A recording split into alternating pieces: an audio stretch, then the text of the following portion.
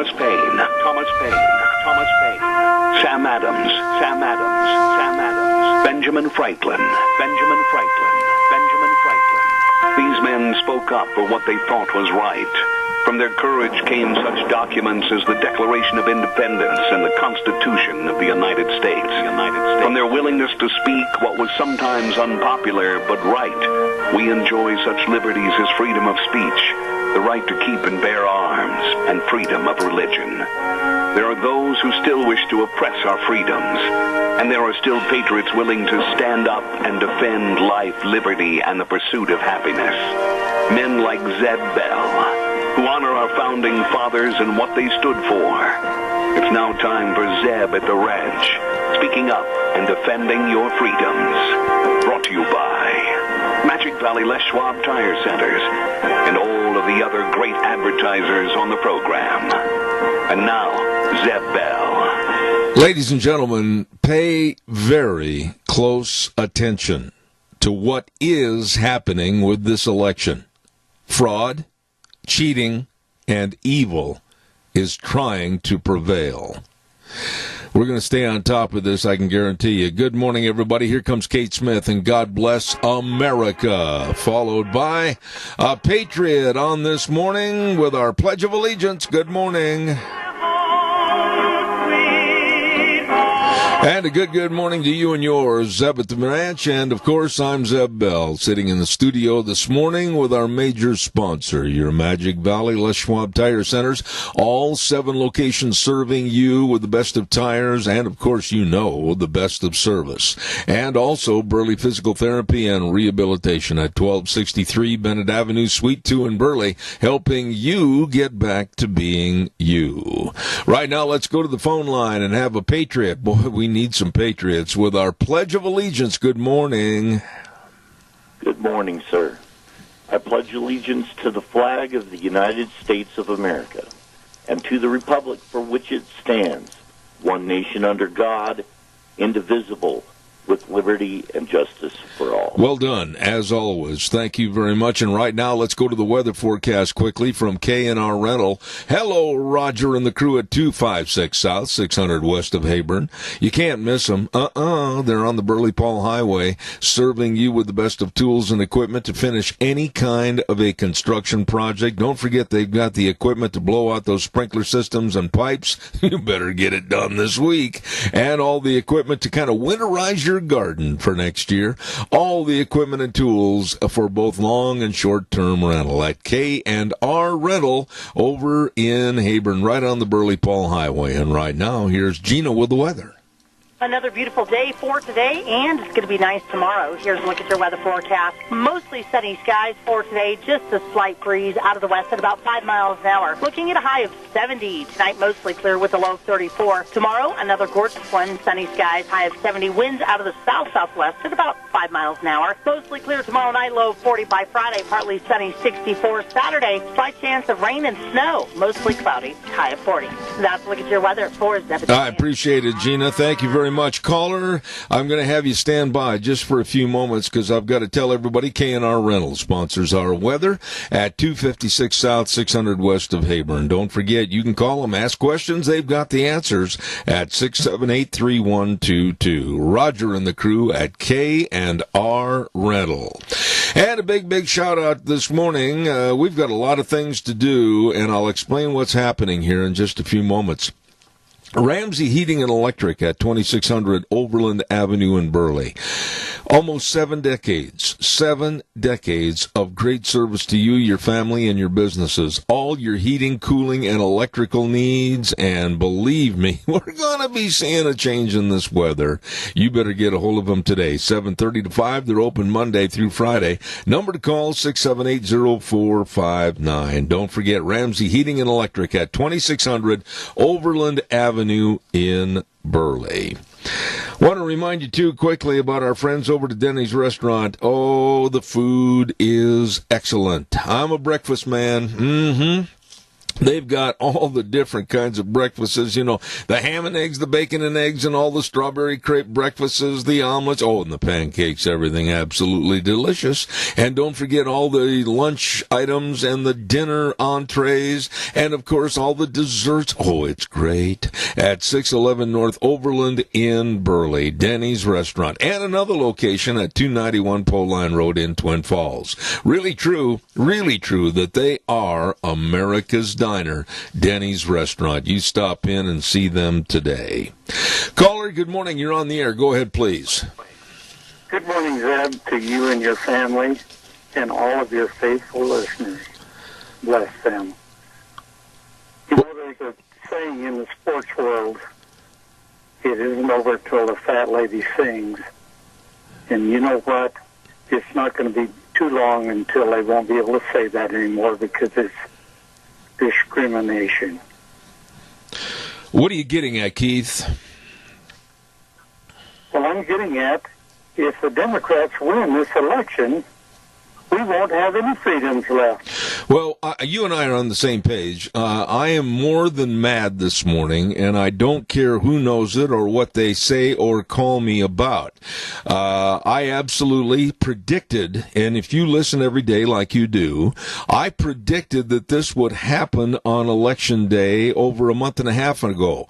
No final vote count, excuses like they ran out of ink, they ran out of ballots, broken water lines, and piles of votes overlooked, excuses to prolong the final vote count. This is absolutely not the country I was raised in. Things have gone south. No, I'm more in doubt now than when we started yesterday morning. And you should be. All of us should be. I have never seen such a fraudulent polling process. I've never seen such a fraudulent vote counting process. Explain something to me quickly, Keith, because I've got a special coming on at 8:30 this morning. Explain something to me. How is it absolutely possible, or at all possible, that you could get a finalization of the votes in California before you finalize the state of North Carolina? Explain that to me. 3 time zones differently. It's the left of the best. I've never seen anything like this. All I can say. No, I've never seen anything like this. Check it out. You and I, every day we think about how to make this country greater. And the left people, every day they're thinking about how they can drag it down. When I went to bed last night, man, I was really feeling good that all indications on the happy meters were saying that it's going to be Trump for another 4 years. And the Democrats were kind of hanging their heads going, yeah, it doesn't look very good. Holy smokes. And when I got up at 3:45 this morning, you could have knocked me over backwards with a feather. And with the transition of, we found votes, and we had a broken water line, but we've got those votes and we're going to start counting, or we ran out of ink, or we ran out of ballots and had to go get a refurbishment of the supply, and then finding votes, fake votes. Oh my goodness, I am just absolutely livid this morning. Well, did you take note that every one of these states has got this problem for Democrats? Yeah. I got to run and take all the calls. I want to treat everybody fairly, Keith. Thank you very much for your call this morning. God bless you, man. Thanks. Let's go for the best. All right, I hope so. Caller number 2, I'll be right there, I promise. Don't forget our great friends at Dino Septic Service. Absolutely septic tank pumping and liquid waste removal. Oh, boy, you don't want to do that. Sewer and sink drain lines cleaned, water and sewer lines installed. They are the best. And, boy, they have expanded their business to where they're covering almost all of southern Idaho. Dino Septic Service. Numbers to call, 436-6526 or 678-1638. And in Twin, 735-8281. The best, serving you, Dino's Septic Service. You get a hold of them today. Caller, again, please indulge me, because I'll tell you why I'm doing so much in a row here.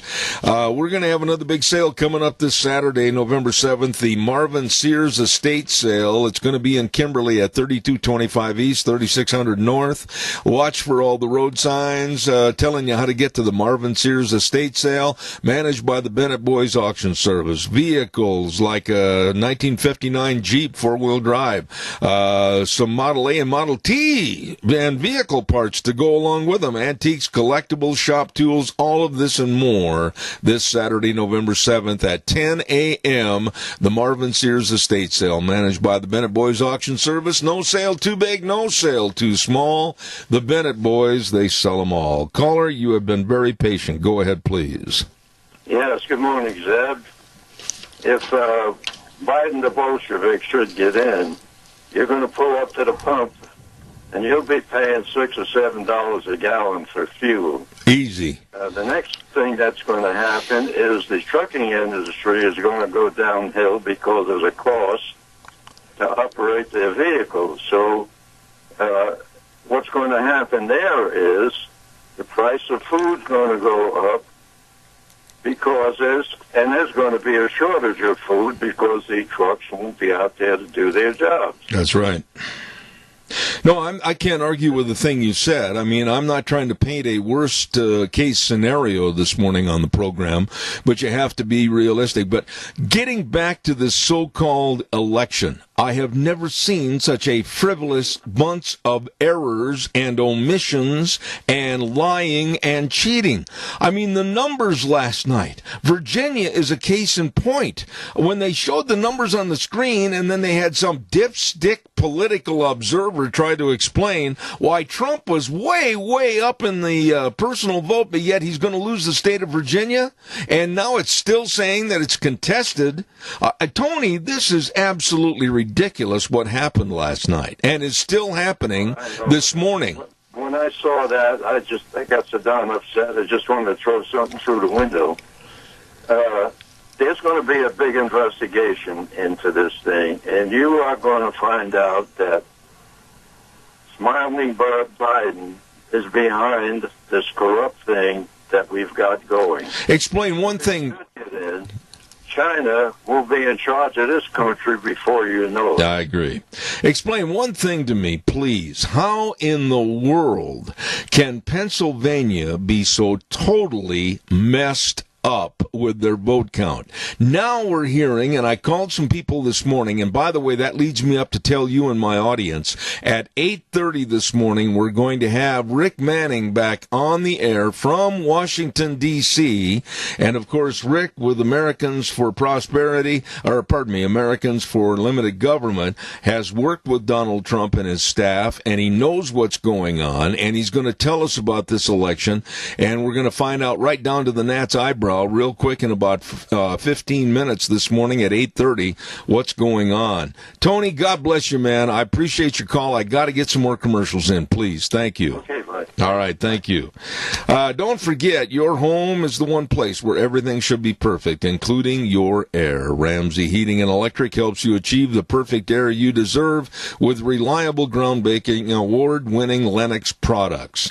Ramsey Heating and Electric, they'll help you with a Lennox home comfort system that'll help improve your health and your mood. It doesn't get any more perfect than that. Call them today at 678-0459 or visit with them ramseysonline.com. Conditions apply. See dealer for details.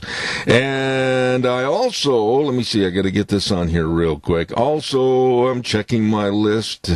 I want to remind you that on Mondays, you should see my papers this morning after the election last night and some of the things that I've been taking notes on. I have papers upon papers here this morning. Want to remind you on Mondays, of course, we give away a dozen cookies to Sophie's Chatterbox at 530 East Street in Rupert. Absolutely a great restaurant, phenomenal bakery. Oh my goodness, the cookies, the pies, the cakes, everything are great at Sophie's Chatterbox. If you might be the lucky winner for a dozen cookies, be sure and tune in Monday at 8:30. Sophie's Chatterbox on the Square in Rupert. Caller, good morning. You're on the air. Good morning, sir. My friend. Yeah, in the state of Michigan, the Daily Caller just posted this, which I think they're pretty deadgum accurate when they talk about stuff. But in the state of Michigan, the new votes, 100% of 128,000 votes went to Biden. Okay. So, I mean, 100% of those new votes are all Democrats. Oh, yeah. Didn't you know that? Oh, that's right. I forgot. You know, I talked to so many people this morning. I've been on the phone all morning long since about 5 o'clock. And this race for the Senate in Michigan between Democrat Gary Peters and Republican John James. Now, when I went to bed last night, it was double-digit lead for John James, the Republican, which follows in suit with all the times that President Trump went to Michigan on all these different rallies. And then, I wake up at 3:45 and they said, well, we've had a complete flip-flop. There were votes that were found and there were voting machines that had gone down and now they're reactivated. What in the is going on here? Well, in my opinion, they have no policy to stand on. They cannot win a fair fight, so they change the rules in the middle of a game. And then I personally think they cheat to win. How can you, honestly, you just got to really look at the simplification of the problem.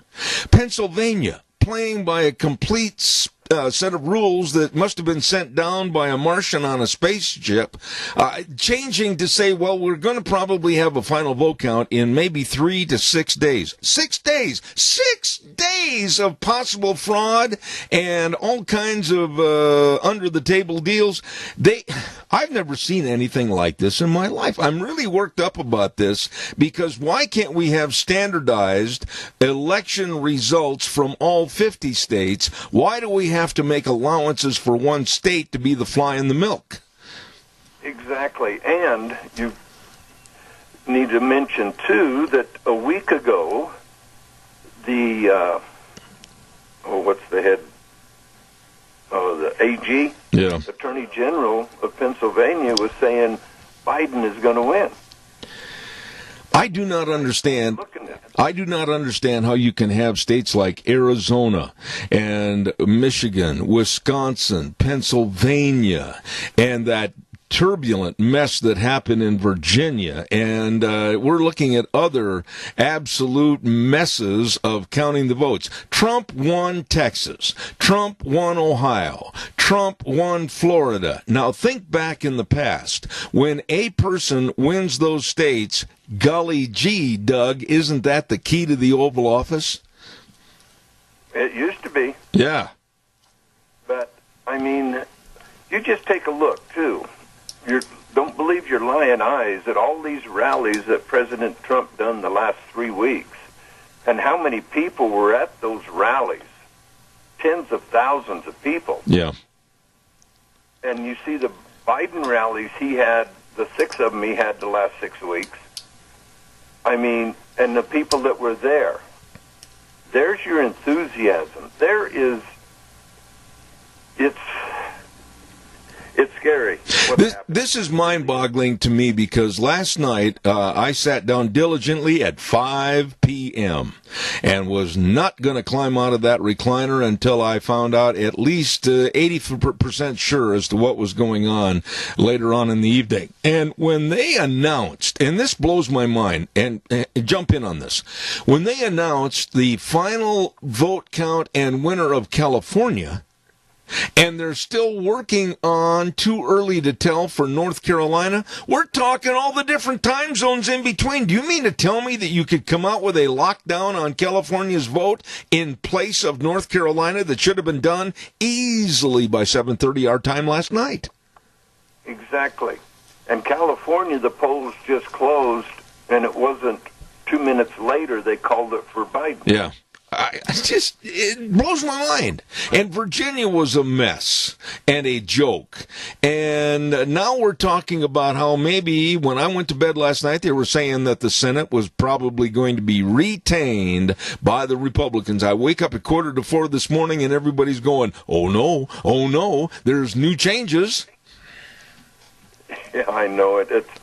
some of these people, they do the polling like they've done it, so when they do their illicit stuff, which I feel that they do, so they can come out and say, see, we polled it right. Yeah. I got to run, buddy, because I've got Rick Manning's going to be coming on in about 4 minutes from Washington, D.C., and he's going to try to add some kind of saneness to this whole big mess. So I appreciate your call as always. Thank you very much. Hey, everybody, let's do what we can for our senior centers. I mean, it's getting the fall of the year. It's going to be the giving season at Christmas time. So think of a present for your senior centers. I mean, all of them around the valley and around the country. Well said. Go eat there and leave with a full tummy and a full heart. That's, I really appreciate that. Thank you, Doug, very much. Appreciate it. Barry Equipment and Rental Sales, Service and Parts. Don't forget, 159 West Highway 30 in Burley, 465 Addison Avenue West in Twin, and the Nampa location. They've got all the big dudes. Yes, they do. And the little ones, too. Bobcats of all shapes and sizes, all the trenchers, all the scissor lifts, all the Doosan wheel loaders and excavators. Excellent lease programs and super finance programs for you. You stop in and you don't know how to run the equipment, they'll teach you, no problem. They got a big sandbox out behind the business. Barry Equipment and Rental in Burley, Twin Falls, and Nampa. You stop in and see those good folks today. Hey, there's a big sale going on this weekend on Friday and Saturday, and I want to tell you all about it. It's going to be over at Redder's Showcase. Oh my, it's a customer appreciation sale, and it's going to be on Friday from 8:30 in the morning till 6, Saturday 9 to 5, and oh my, are they going to have some great deals. By the way, sweeten the deal. Pick a candy bar for up to an additional $100 off. Oh, you better check that out today. Everything in the store on sale. And they've got refrigerators in stock starting at just $4.49. You better get in there today and tomorrow and the next day. Friday and Saturday, the big customer appreciation sale. Don't forget at Redder's Showcase, 2611 Overland in Burley. Wow. Like I said, I've never seen in my lifetime a mess like what's going on right now. Caller, quickly, you're on the air. Go ahead, please. Yeah, good morning, Zeb. I always said all along, I predicted the only way the Democrats would win would be to cheat. Yep. And we see it in action in Nevada, all over the country. But there's few things that come really out without the media exposing the Biden, Hunter, Joe fiasco with foreign countries where they've committed treason. The media has totally kept that bottle up, except Fox. Our socialist education system that has been promoting socialism. We're voting ourselves into socialism because of our education system. And then, of course, you got Facebook and Twitter, Google all in the tank as well. I mean, it's amazing Trump is where he is at this particular time because, I mean, it's been a one-man show against... We have Rick Manning. Okay. Adrian, I'm going to have to interrupt you, and I don't mean to be rude, but I've got Rick Manning from Washington, D.C. coming on to talk about this, and so I'm going to have to say goodbye, and I hope you'll call back. Okay. But I'm going to put Rick on the phone right now. Thank you very much. Appreciate it. Thank you. Right now, ladies and gentlemen, one of my dear friends, and I called him a couple of hours ago and caught him en route to his office, I believe, the president of Americans for Limited Government. He's normally with us on Mondays. He's back again today to talk about this so-called election. Rick Manning, good morning, sir. How are you? I'm doing great. How are you? Well, Rick, I think with time of essence this morning, I don't understand what's going on with this election. I went to bed last night in the later hours thinking that it looked like the track to the Oval Office was going to be retraced by Donald Trump, and I woke up this morning at 3:45, and I'm not so sure what's going on. Bring us up to speed. Well, it's relatively, it may seem complicated, but it isn't. There are states like Georgia where the president has to win Georgia to win, okay? And I can go into details why it's close, but there's the president is ahead there, but the margin is not large, and there's a lot of vote counting going on in Atlanta, in Fulton County, so Georgia's problematic. I believe there's a better than even chance that Trump wins Georgia, and so we'll see. And there'll be big fights in Georgia over votes being counted and votes being disqualified. So that's one. So he has to win Georgia. He has to win North Carolina, which I think he wins North Carolina without too much trouble. He has to win Pennsylvania. Pennsylvania, he was ahead 15% last night when I went to bed. He's up 10% right now. I'm talking the president is up 10% right now. There's a lot of votes outstanding in Philadelphia, a lot of votes outstanding in Pittsburgh, and so there's not as many votes outstanding in the rest of the state. So they're going to be doing a lot of counting in Philadelphia. The president I hate to say this, but he's only losing by 50% in Philadelphia. In 2016, he lost by 60% in Philadelphia. So Philadelphia up to now has underperformed, and so you've got but I think he holds on in Pennsylvania. I think he wins in Pennsylvania. The reason I think that is Philadelphia's counting a bunch of votes that would not have been eligible to be counted, except for the federal court refused to take up a law where the state changed the law that was written by the legislature. And the Supreme Court on 4-4 decision decided they weren't going to bring it up as a preliminary. But if it goes back to the Supreme Court with Amy Coney Barrett there, it'll be 5-4 in favor of the existing law, at which point they will either allow all the precincts, all the counties to count votes that were ineligible under the law, or they will allow none of them to count them. And Philadelphia is just counting them. So given that, those ballots, that horse is out of the barn. So counties like Lancaster County and others will then count the ballots they had held aside. And so those are a lot of banked votes that Donald Trump has that are in rural counties where they followed the law. And so he'll see, again, too technical. Essentially, I think he wins Pennsylvania.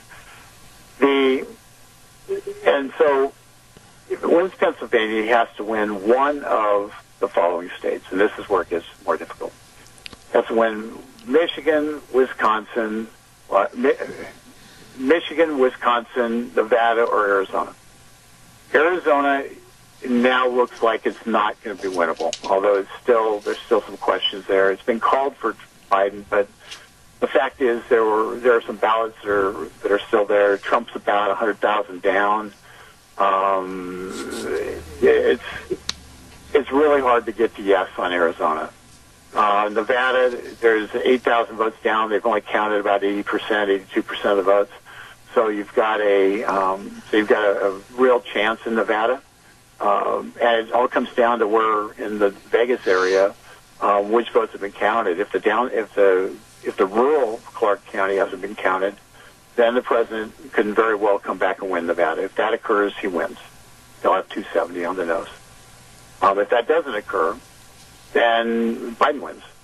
So essentially, those are the things that have to happen. Trump's ahead in some of the states that he has to win. He's behind in Nevada, but there's some reason to believe he might pull that out.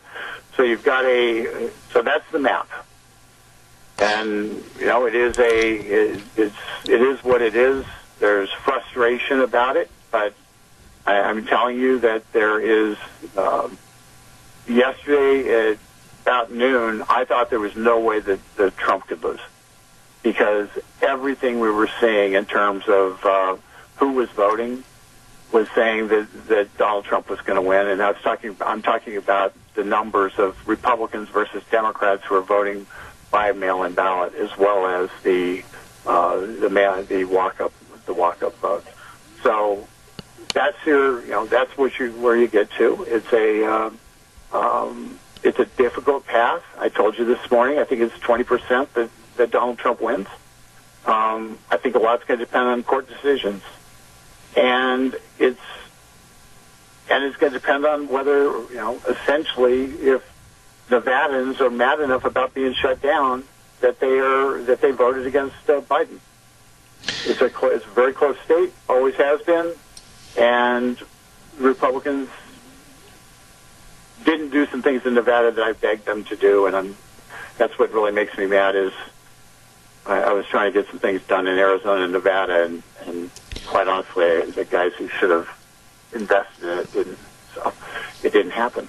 So anyway, I'm kind of mad about that, but that's okay. This is elections. We'll see what happens. Rick, I've got to ask you regarding the Senate. I went to bed last night thinking that Republican challenger John James was going to defeat Democrat Gary Peters in Michigan and get that Senate seat. Now it's an iffer. What happened from last night with double-digit numbers in favor of James till this morning? That's always the $60 question. There's a.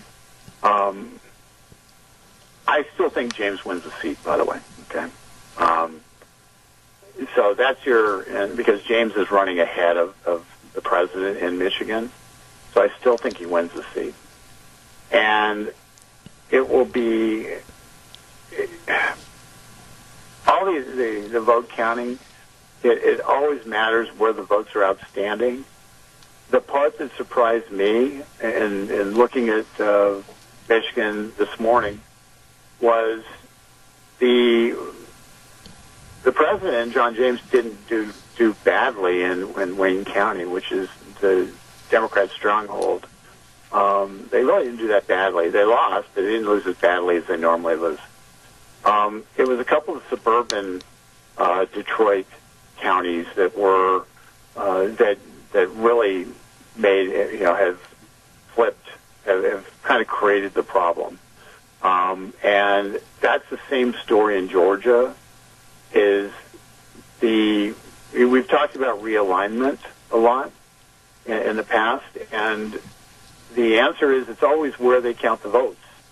And if they counted the election day votes first and they counted the mail-in ballots second, you were going to be ahead on election day votes, and you were going to be behind on mail-in ballots. Mm-hmm.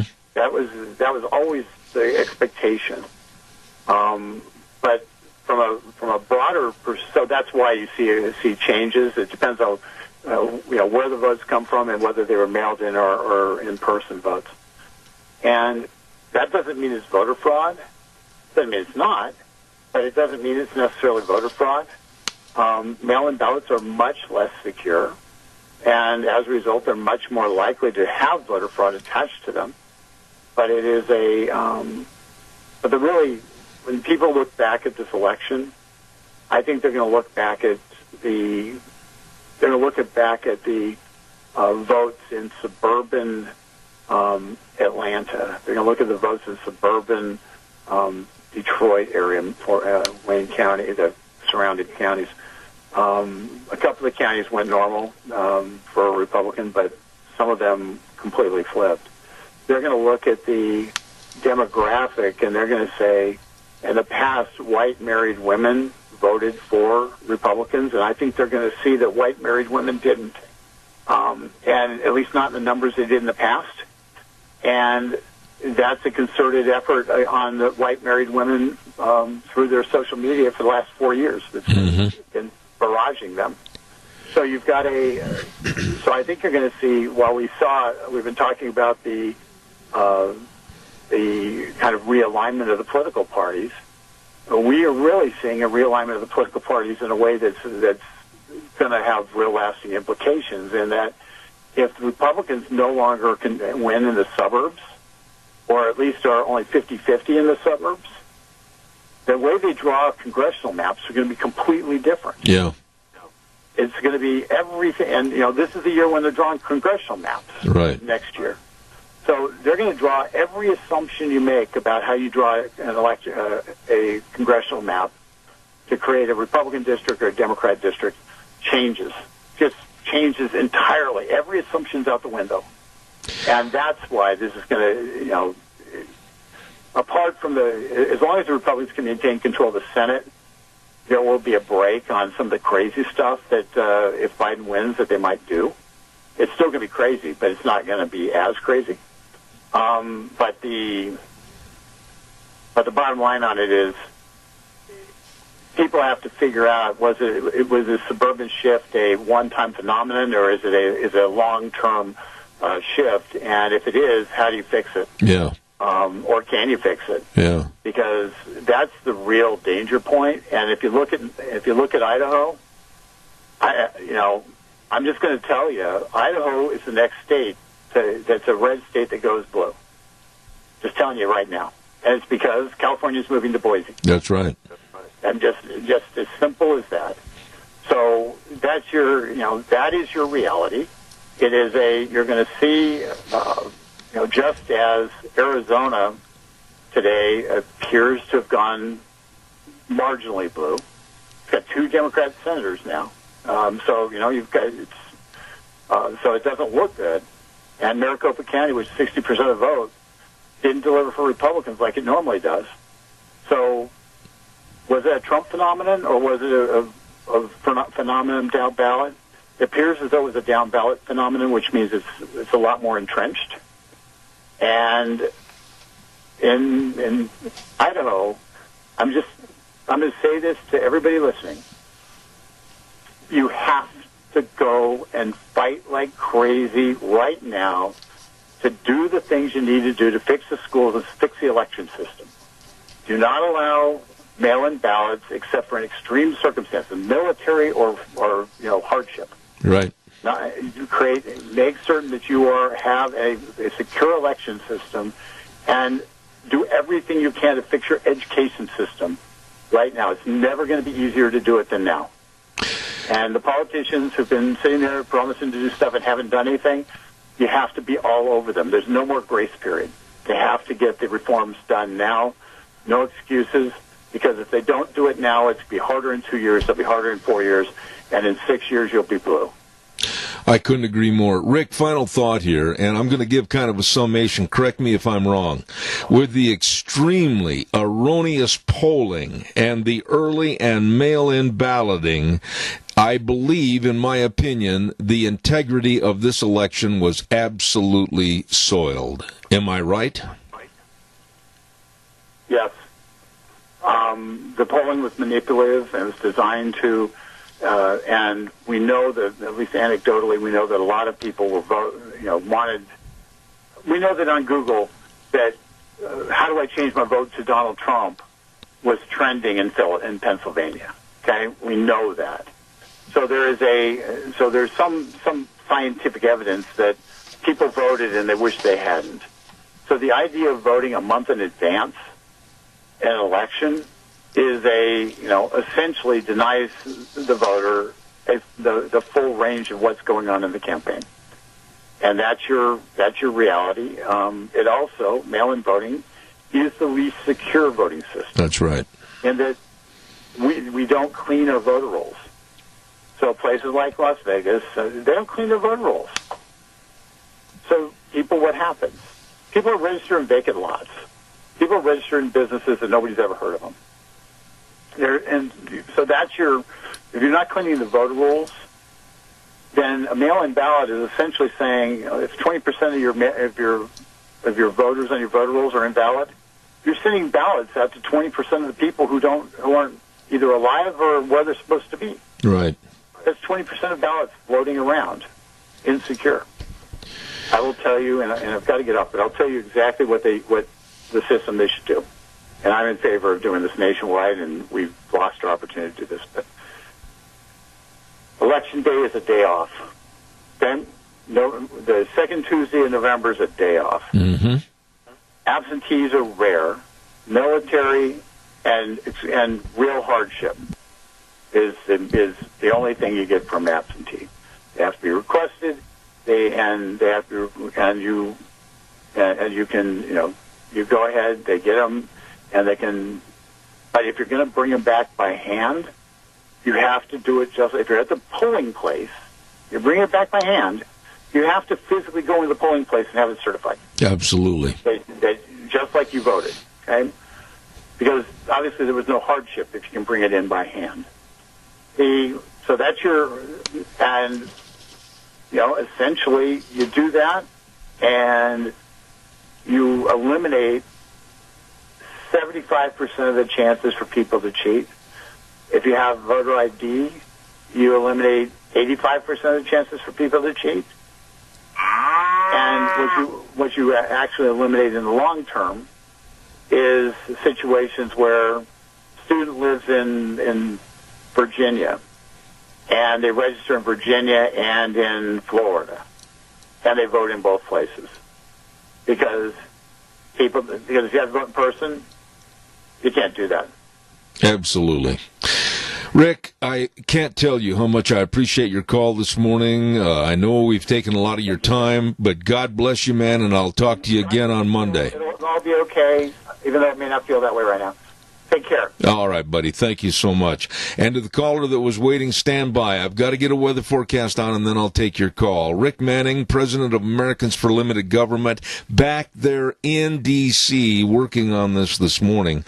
I called him at about, I guess it was about 6:30 my time, and we had quite a lengthy conversation about what's going on with the fraudulency of this election.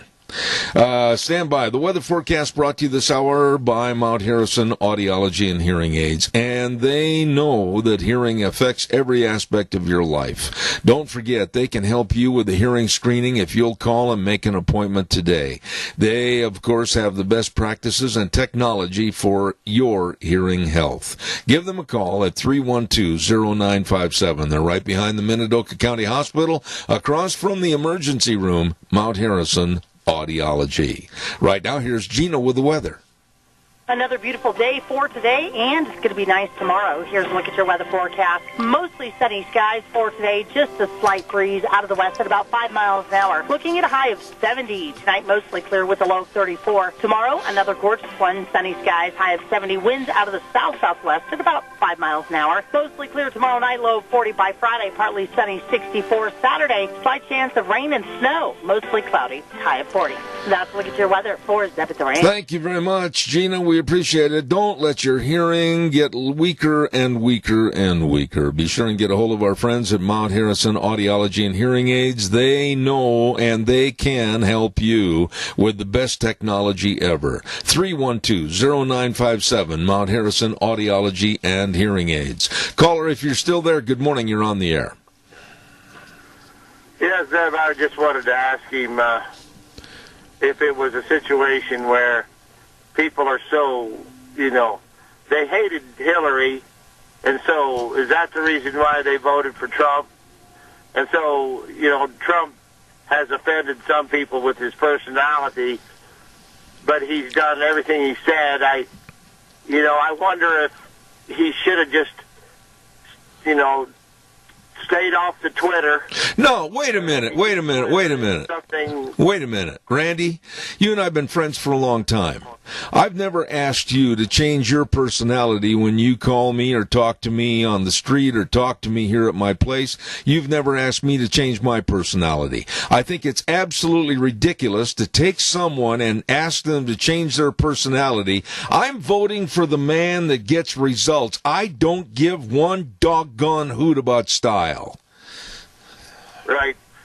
Well, all I'm saying is, if he maybe would have just, I know it's almost like a moot point here, but if he would have just, if he would have tweeted all the things the list of things that he accomplished has been lost, and it's been, nobody even knows. All they can think about is personality. I mean, you say to yourself, how is it that this even came to this?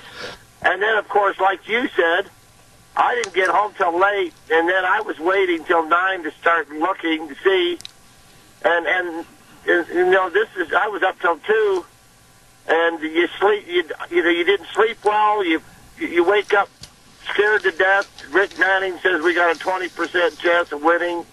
That means Kamala Harris will be the next president, because Joe ain't going to survive. Well, I got to condense this down a little bit because of time constraints. Let's look at this thing the way it is right now.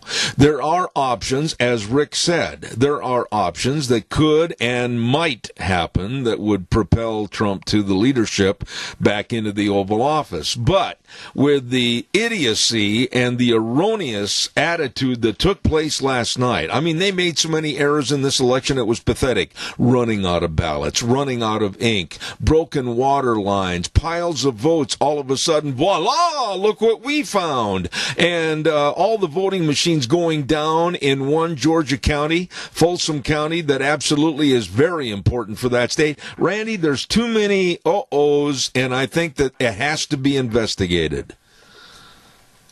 Well, let's just hope that it is, and that we hold their feet to the fire, because I thought Trump, he knew what swing states were, that the Republican National Committee, the Trump organization, or they knew what swing states were and what swing counties they had to win. Yeah. Now, how do you drop the ball on them? I just think that this thing, what's going on in Pennsylvania, is a crime and a sham and a fraud, as one example. Randy, I appreciate your call. I got to run and get some paperwork in here. Thank you very much. By the way, your home is the one place where everything should be perfect, including your air. Ramsey Heating and Electric helps you achieve the perfect air you deserve with reliable, groundbreaking, award-winning Lennox products. Call Ramsey Heating and Electric today and see how soon you can get a Lennox home comfort system that will help improve your health and your mood. Call them today at 678-0459 or visit ramseysonline.com. Conditions and apply and see dealer for details. I need to make some quick notes here. Jim Risch is going to be back in his Senate seat. He defeated Paulette Jordan easily. Mike Simpson wins another term in the House. Boy, am I excited. HJR4 wins and is going to stay at 35 districts in the state of Idaho. Lee Hyder returns to the Senate, and Lance Clow returns to the House. And the Rock Creek Fire District is going to be passed with their levy. One thing, and I want to make this point this morning, that I think our Times News has to be a lot more than careful. And they said this morning the levy for the amount of money, $605,837, requires a 67% supermajority to be approved. No, that's not true. In this election, it was 50 plus 1, and it passed. I've talked to all the powers that be, and the levy for Rock Creek Fire District passed. Times News made a mistake on that. I want to remind you, too, about our major sponsor, your Magic Valley Les Schwab Tire Centers. And believe me, it's tire changing season. Yeah, it is. We're going to be looking at angel dandruff on the ground, along with ice and muck and yuck. Hey, listen, get through it all with the best of tires, all the different tread designs, all the tires for your vehicles. Absolutely. Along with the best in brake service and front end alignment, shocks and struts, batteries, really important. It's going to be getting cold. Stop in and see our friends James and Buell, Dan on Poline in Twin Falls, Lane and Rupert, Mike and Jerome, Dave on Blue Lakes and Twin, the Twist family in Paul, and my buddy Trent on Overland in Burley. The best. Your Magic Valley Les Schwab Tire Centers. Caller, good morning. Quickly, I've got 1 minute, and that's it. You bet. Everybody, I'm putting a call out to everybody out there to get down on your knees and pray that the outcome will be favorable for America. And also remember, no matter what happens, God is always in control. Amen. Amen. I think that was the most apt thing to say this morning. Thank you very much. There's a lot of things to be worried about, but God is in control. Our prayers, and let's hope that lawfulness and legality prevail. Yes, honesty prevails. There you go. Doug, appreciate you, man. Thank you so much. Next hour, we're going to be talking to Dave Bigo about the election, and then at 9:30, you do not want to miss, we've got the one, the only, and great Dr. Gerard Lamero coming on. Man, I can't wait to hear what he has to say about all of these vote counts and the changing and the transition of the vote counts, and what we thought last night was changed in the wee hours of this morning. He's going to be on at 9:30 this morning. You don't want to miss that. We're going to send it back over to Sean running our board, and we'll be back in about 7 minutes.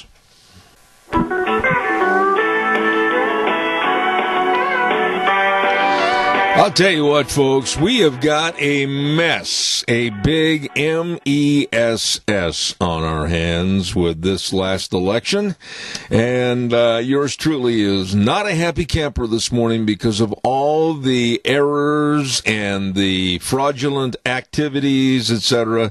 America should be absolutely outraged as to what's going on. This program's Up at the Ranch, brought to you by our major sponsor, your Magic Valley Les Schwab Tire Centers, all 7 locations serving you with the best of tires and service, along with our friends at Burley Physical Therapy and Rehabilitation at 1263 Bennett Avenue, Suite 2 in Burley, helping you get back to being you. Right now, this good word for Western Waste. From the canyons of the Snake River and all across southern Idaho, we're all at the Georgia struggle. Western Waste Services, we care about our community, our resources, and this great land. Western Waste Services is lending a hand, always at Georgia struggle. Western Waste Services.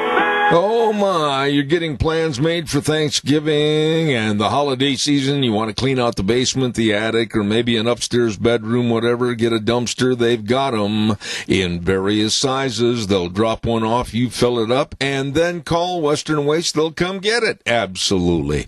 Always at your disposal. Western Waste Services, the number to call, 734-6969. You get a hold of them today.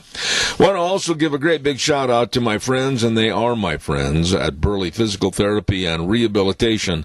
Oh my, they have done so much to help me, and I know they can help you too. With the recuperation of an accident or a surgery, get you back to being you. Don't forget to give them a call and make an appointment at 678-1191.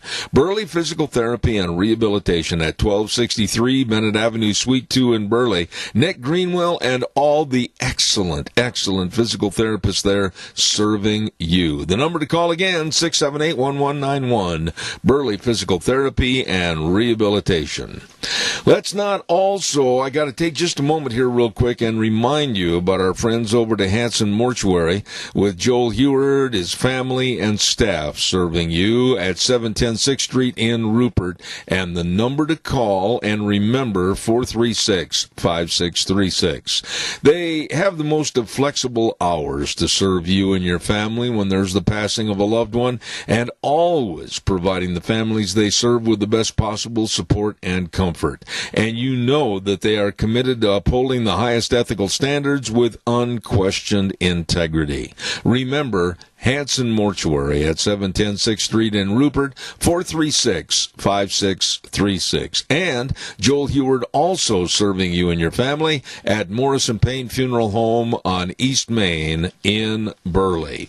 One other quick note, and then we're going to gallop over to the phone line and talk to my dear friend Dave Bigo. Don't forget, your home is the one place where everything should be perfect, including your air. Ramsey Heating and Electric helps you to achieve the perfect air you deserve with reliable, groundbreaking, award-winning Lennox products. Don't forget, call Ramsey Heating and Electric and see how soon you can get a Lennox home comfort system that'll improve your health and your mood. It doesn't get any more perfect than that. Call them at 678-0459 or go to ramseysonline.com.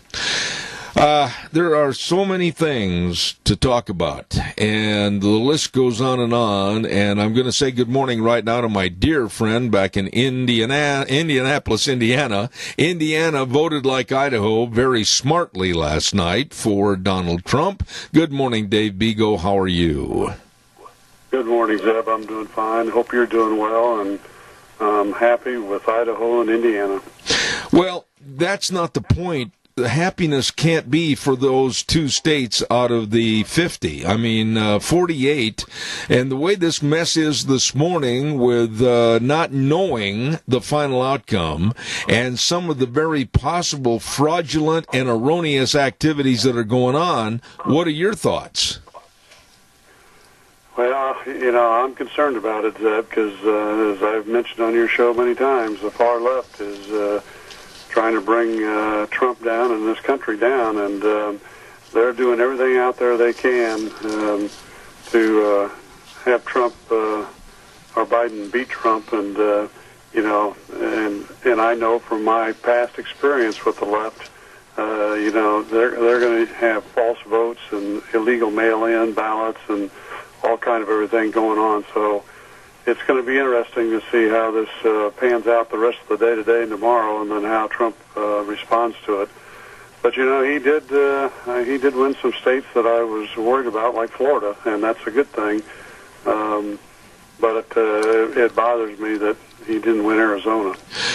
That's the part. I talked to my dear friend Rick Manning this morning, and he is the president for Americans for Limited Government. He has worked with Donald Trump. He has worked with the Donald Trump campaign, David Bossie, etc. He knows what's going on, and he told me this morning, my time, 6 o'clock this morning, I called him back east in D.C., and he said that mess in Arizona, especially in Maricopa County, they are finding almost 1 million votes have not been counted, and there's been a come see, come saw attitude of who cares, it's probably going to be for Biden anyway. That could decide and twist and change the entire state, but most of the news media has already awarded Arizona to Biden. Yeah, I know, but I've got Fox News on, and they had a guy come on a little while ago and said that they think that these votes will be counted, and it'll shift Arizona back to Trump. Dave, it's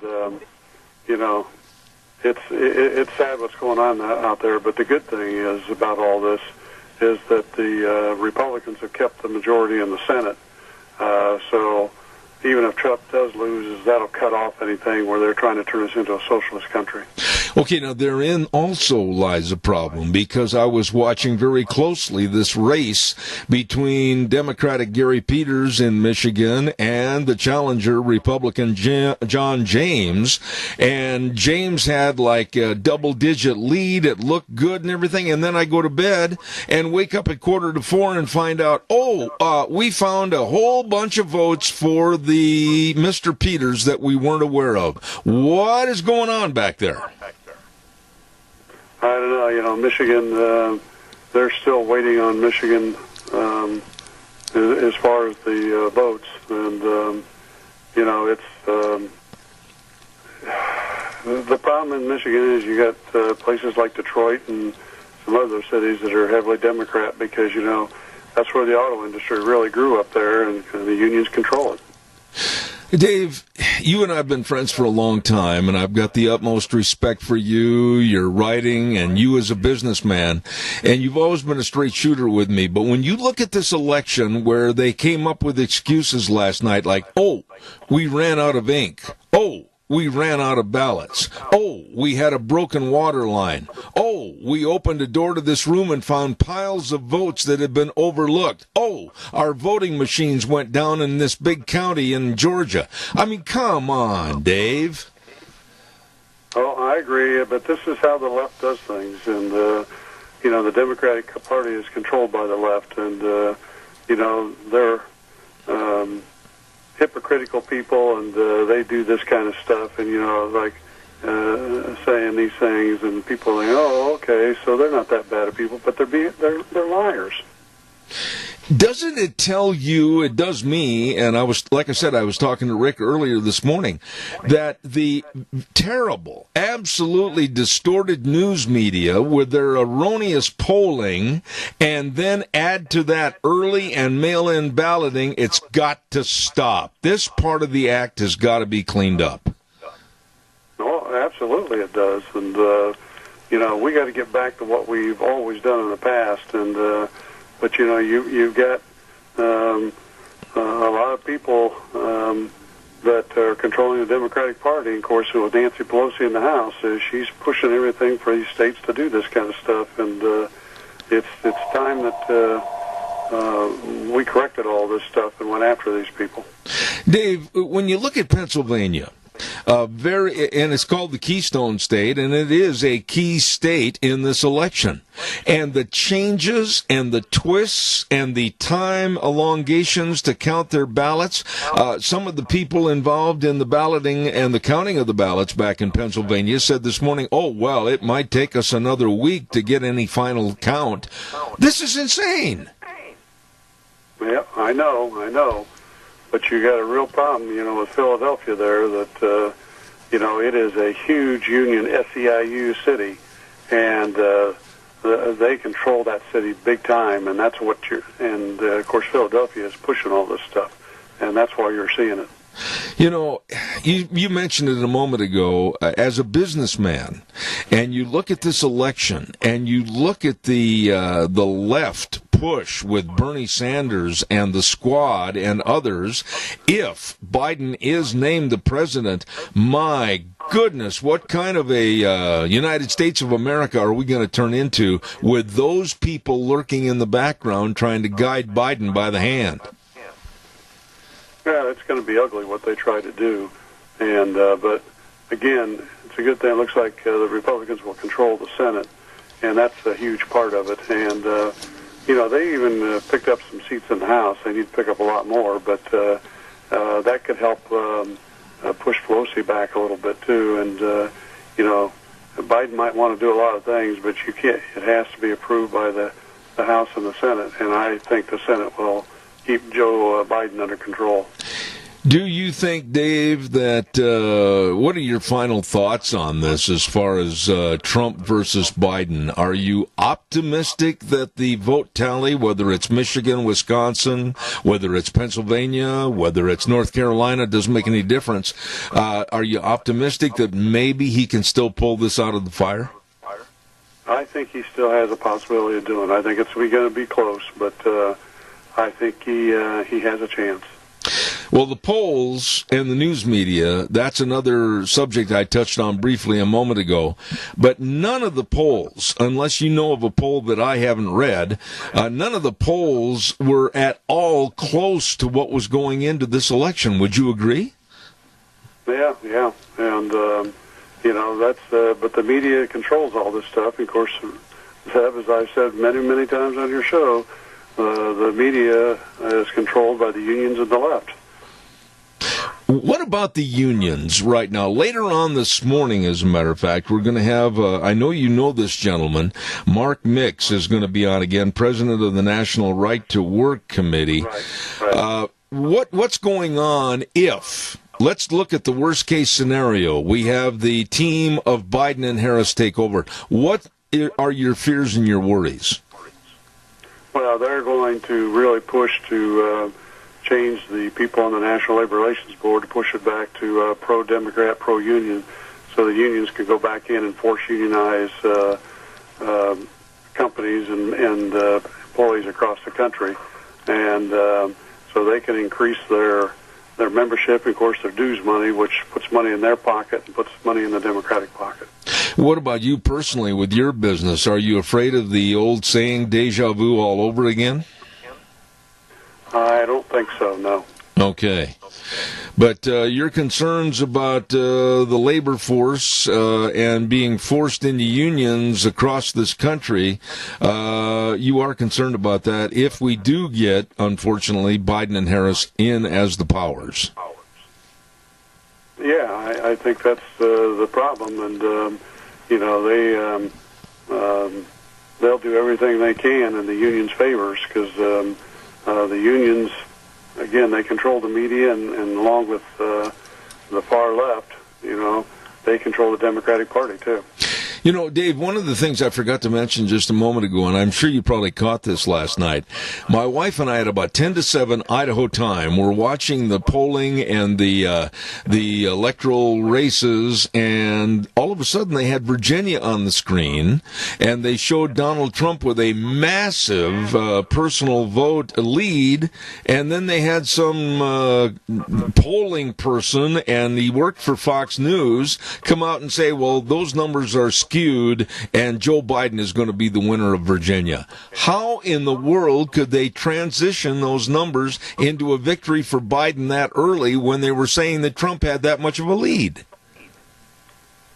I don't know. They evidently knew, and they had, people pushing out there behind the scenes to put the stuff in. And again, it makes you wonder whether that stuff's a lot of mailed-in balloting that's not good. It's illegal. Do you think, as a businessman, that we can change this before the next election so we're not going to be so reliant on this fraudulent mail-in balloting? I am against it. I don't want anything to do with it, but it seems like there's a big push to make that a predominant source coming into 2024. I think our only chance of doing that is if Trump does get through this and gets elected, and like I said, we're keeping the Senate, and they wake up and have some backbone and do some things to get us back to normal. If they win, they being, I should say Obama, yeah. If they win, being Biden and Harris, what are your major worries that will be changed almost immediately for our society and the face of America? What are your biggest concerns right now? Well, again, Zeb, I think they're going to have a hard time pushing a lot of things through in that. But I think behind the scenes is the big thing is they change regulations and that benefit the left, and they change the National Labor Relations Board, and things that they can behind the scenes they can get changed, and those are the things that I worry about. Absolutely. Any final thoughts on the election last night? Go ahead. I'll let you have the floor. Well, I'm concerned, and I just hope that as they get through this thing and they start counting these votes and they wake up and, Trump gets Arizona back, and it'd be nice if he'd win Michigan and Pennsylvania and in Nevada. If he did those, he'll come through this, and I hope that happens. The one thing that was really sad last night, and I don't understand these people at all, the protesters were out in Los Angeles and Seattle, Portland, Washington, D.C. They were burning flags, and they were trying to cause riots and all kinds of chaos, and yet there was no named winner of the election. These people are nuts. Yeah, they are. But this is, part of the left and what they do, and I think part of it was just to kind of tell the people in other states who are voting towards Trump, you better not, because this is what we'll do. I want to change this thing over to sports just for a little bit this morning and talk to you about the NFL.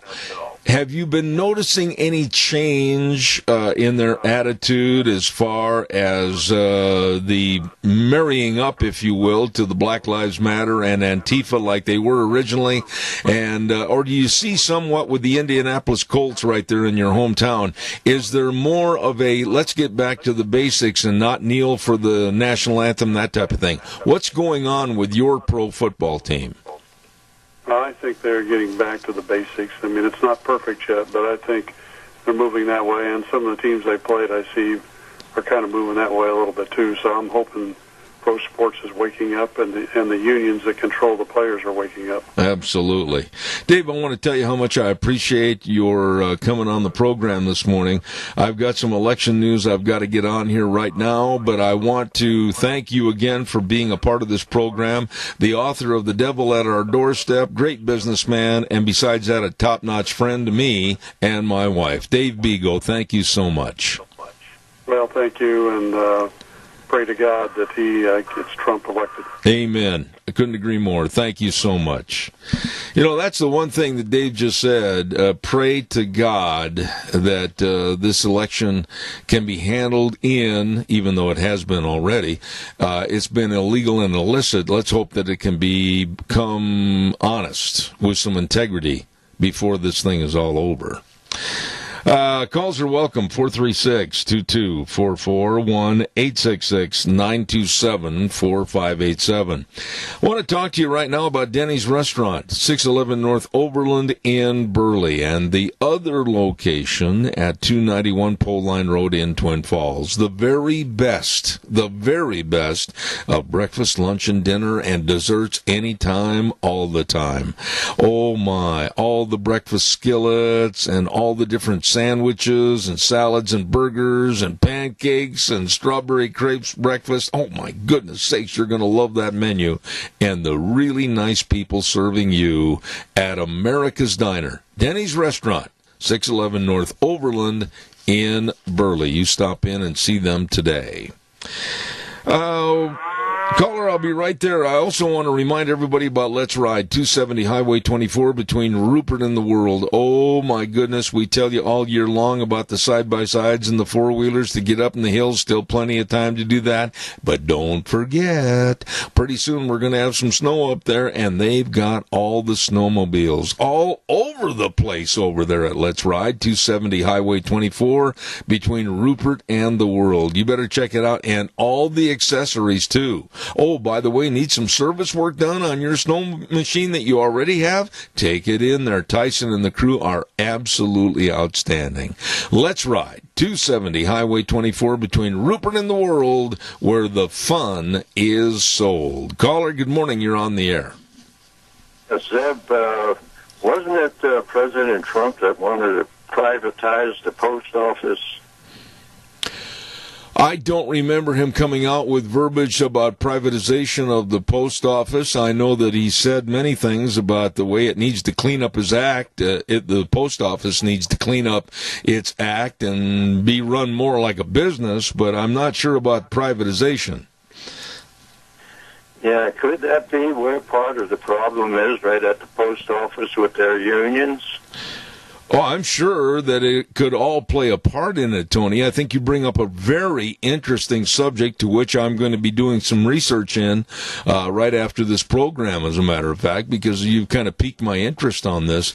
I don't trust a lot of people behind the scenes handling ballots, finding ballots, counting ballots, or saying they ran out of ink or ran out of ballots. To me, it just opens the door for a lot of illegalities. Well, this thing may end up going for 2 or 3 weeks just to clear up this mess. You know, Tony, wait a minute, though. In reality on this thing, when you look at the mess that's going on with all the, we found these votes, or, these voting machines went down and they weren't working, we could really, in essence, not find out the president, who it's going to be, for over a month. Well, it could be. This is all a stalling tactic on their points, because they really don't have any good stuff going on. They're just going to keep on creating problems, just like Nancy Pelosi has been doing. Yeah. I'm just really ashamed of what happened in our election last night and is continuing on into today. We don't need this. It shouldn't happen. We should have been much more decisive on who it is and why. And our United States needs to clean up its act when it comes to electing the most prominent seat in the world, the President of the United States of America. Why couldn't we have just people standing in line to vote? Does this sort of thing, mail-ins, does that become the law? Yeah, I'm with you. I mean, I do not mind standing in line. I mean, I'm on crutches. Everybody knows it. I don't mind standing in line. But when we see the fraudulent and illegal happenings with ballots, I listened to a man this morning that was on television, and he was talking about how he, unsolicited, had 2 ballots sent to him in the mail, and he shredded both of them and went to vote at a polling place. What's going on here, Tony? I don't know, but somebody's got this fraud down pat. Yeah, I'm afraid you're right. Hey, God bless you and Mary. Thank you so much. Appreciate you. Okay, thank you. All right, sir. Don't forget our friends Cameron and Siemens Insurance. All your life insurance, health insurance, retirement planning, and employee benefits with these really great, knowledgeable people. Todd and the rest of the crew are there to serve you. Very accessible, very devoted. I mean, I call when I've got questions. Bang, they're right there with the answers. Cameron and Siemens Insurance, Highway 24 in Rupert. The number to call, make an appointment, 436-4424. That number again, 436-4424. Cameron and Siemens Insurance. You get a hold of those good folks today. One more quick word, and then we're going to get my dear friend, Dr. Lamero, on. I want to remind everybody about Patterson's Electronics. Oh, these people know all about electronics. They know all about home theater systems. They know all about video surveillance cameras, car stereos and speakers, all the complete sound systems. They've got all the monster cables. They know all about everything. They are really, really sharp. Curtis and Lorena serving you at Patterson's Electronics, 421 East Main in Burley. They're open Monday through Saturday, 9 to 6. And, of course, the telephone number to give them a call is 678-6997. Don't forget, as in addition to their store, they've also started a line of dehydrated food in stock at Patterson's Electronics in Burley. Right now, we're all set to go to my next guest, and it goes without saying that I absolutely hang on every word that he says when it comes to politics and what is or is not going to happen or is happening, and that's Dr. Gerard Lamero with his book called Real World Socialism. Good morning, sir. How are you? Oh, I'm doing good, despite the results. Well, let's start right there. And over at the station, again, Sean, I know you can't help it, but maybe back off on the feedback just a little bit. Where are we, in your opinion, on the results, Dr. Lamero? Well, I think I was right. I think Donald Trump won this election. The question is, will he be given the presidency? Because I believe that there are shenanigans taking place in a number of instances. For example, in Nevada, where they decided not to verify signatures. That means a lot of votes might have been fraudulently voted for Biden in Nevada. And back in Pennsylvania, the same problem.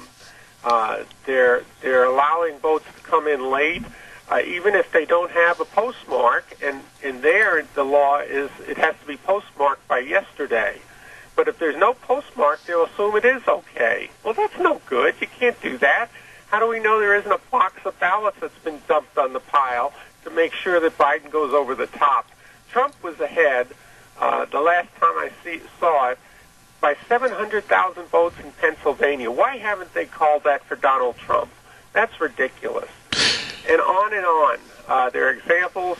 It looks to me like they're trying to twist the rules and do whatever they can to keep Trump from getting elected. Well, the scenarios, if you will, of the different states that need to line up and the stars match up and everything for Donald Trump to win. You know, when you think about the old days, and Dr. Lamero, I'm an old man, but in the past, when a presidential candidate won Ohio and Florida and Texas, it was pretty much a slam dunk that they were going to get a key to the White House. It's not like that anymore, is it? Well, no, and really what's been happening is our voting system has been eroded year after year. The idea that you don't have voter ID when you need voter ID to get a library card.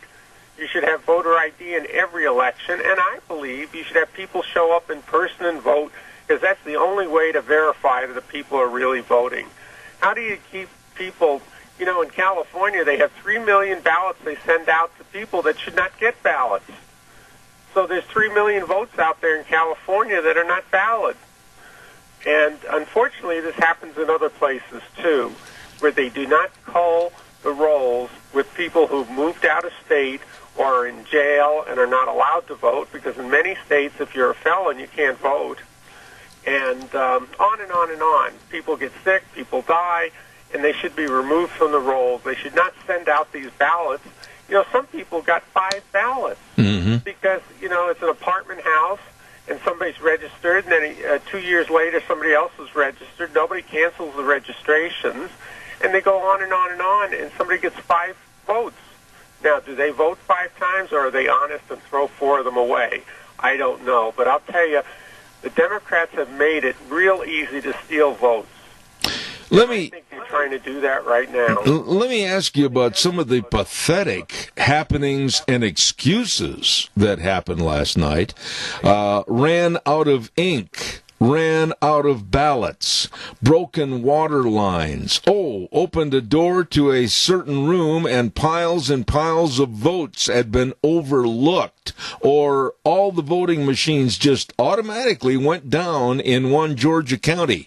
I mean, all of this as fraudulent excuses, along with the erroneous polling that took place and a fictitious left-wing media. I don't know if we can ever clean up this act. Well, I think we need a national law that regulates how elections are done, and it should be a list of things that have to be there. I think I don't think you should vote from late September all the way up to a week after November, a week after Election Day. I think it should be a set date. And I think the old method where you had a set date and people had to go and vote, that's a great idea. This idea of mailing in ballots, it's ridiculous. Let me ask you, with your prognostication and your predictions and everything of studying politics, let's go the worst case scenario right now. Let's assume that Biden and Harris are the victors. What next? Well, I think that if they were declared winners, I think Trump will take them to the Supreme Court. I think there's so many irregularities. He's got a good case in one case after another, and I think those cases will wind up in the Supreme Court, and I don't think we'll know who's going to be declared winner until December 8th. And why do I say December 8th? Because that's the deadline for picking electors to go to the Electoral College, and the Electoral College meets on December 14th. Isn't it ironic that people like Hillary Clinton, that sits on the electors board for the state of New York, and she has come out with condemnation against the Electoral College may be, in a fraudulent fashion, be the catapult that puts Joe Biden in the office?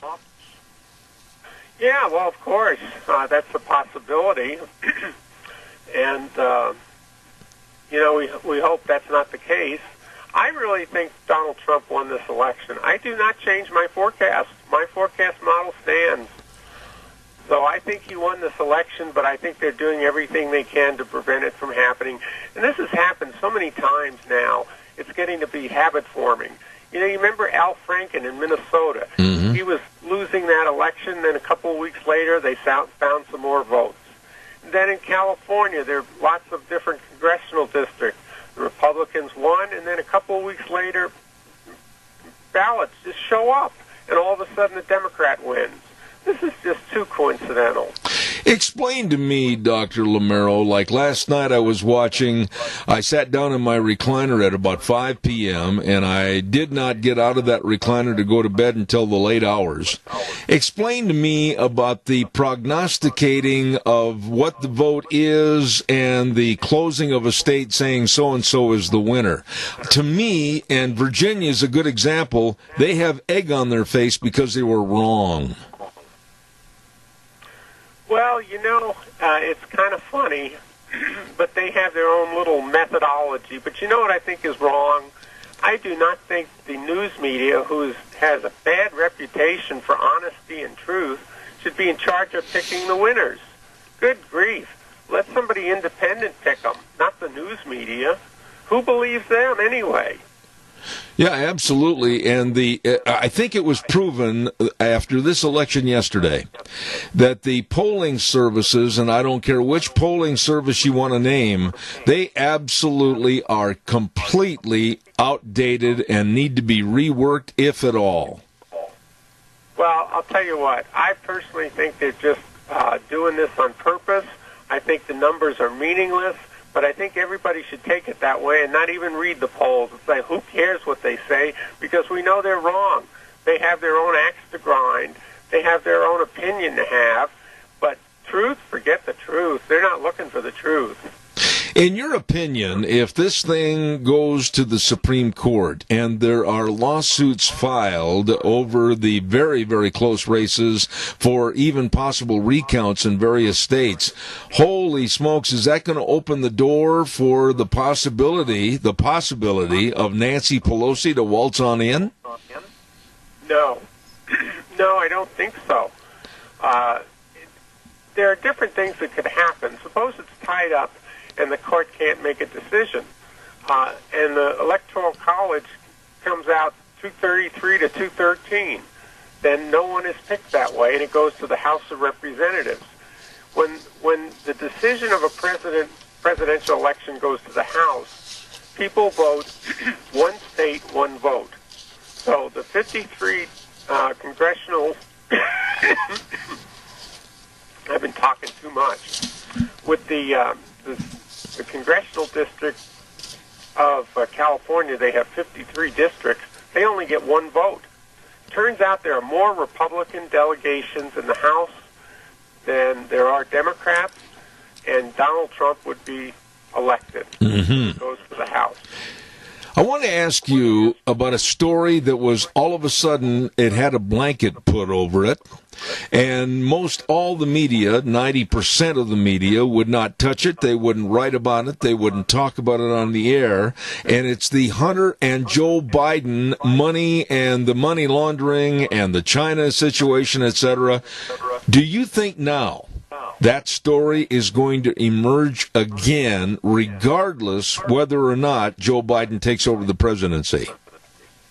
I think, in all honesty, and I'll be straight with you, Jeb, I think if Donald Trump is reelected, I think they will go ahead and pursue the crimes that look like they were committed, and those people will face justice. If, on the other hand, Biden is elected, I think they will sweep it under the rug. It'll never come out again. That's what I think. Wow. And so illegality wins again when it comes to the swamp in Washington, D.C. Yes, I honestly believe that's true. I hate it. I don't like it. I don't want it. But I'm giving you the straight answer.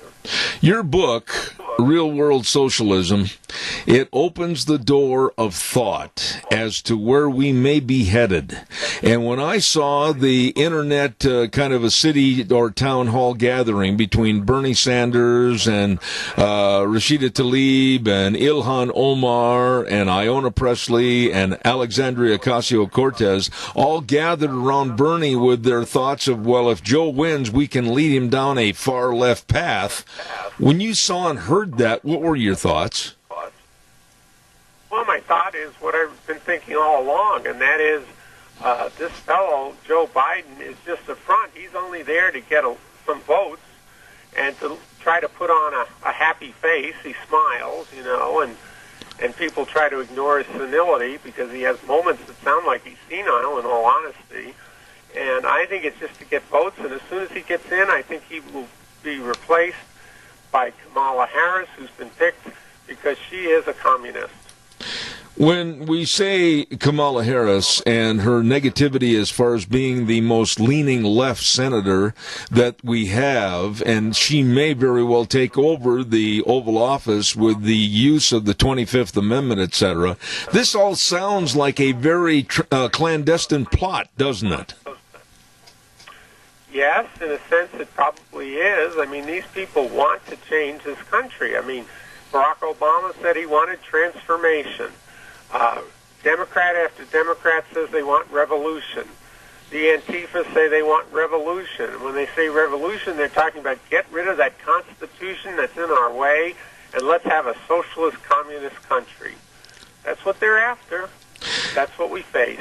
I am really concerned as a Christian that if the team of Biden and Harris and the sub-team of the squad, of course being led by the likes of socialist Bernie Sanders, as a Christian, I see a complete negative transformation of America. Is that possible, even if we control the Senate? Well, that's a very tough question. You know, how far they will try to go and how far they'll get away with it. And I would say this, that's their objective.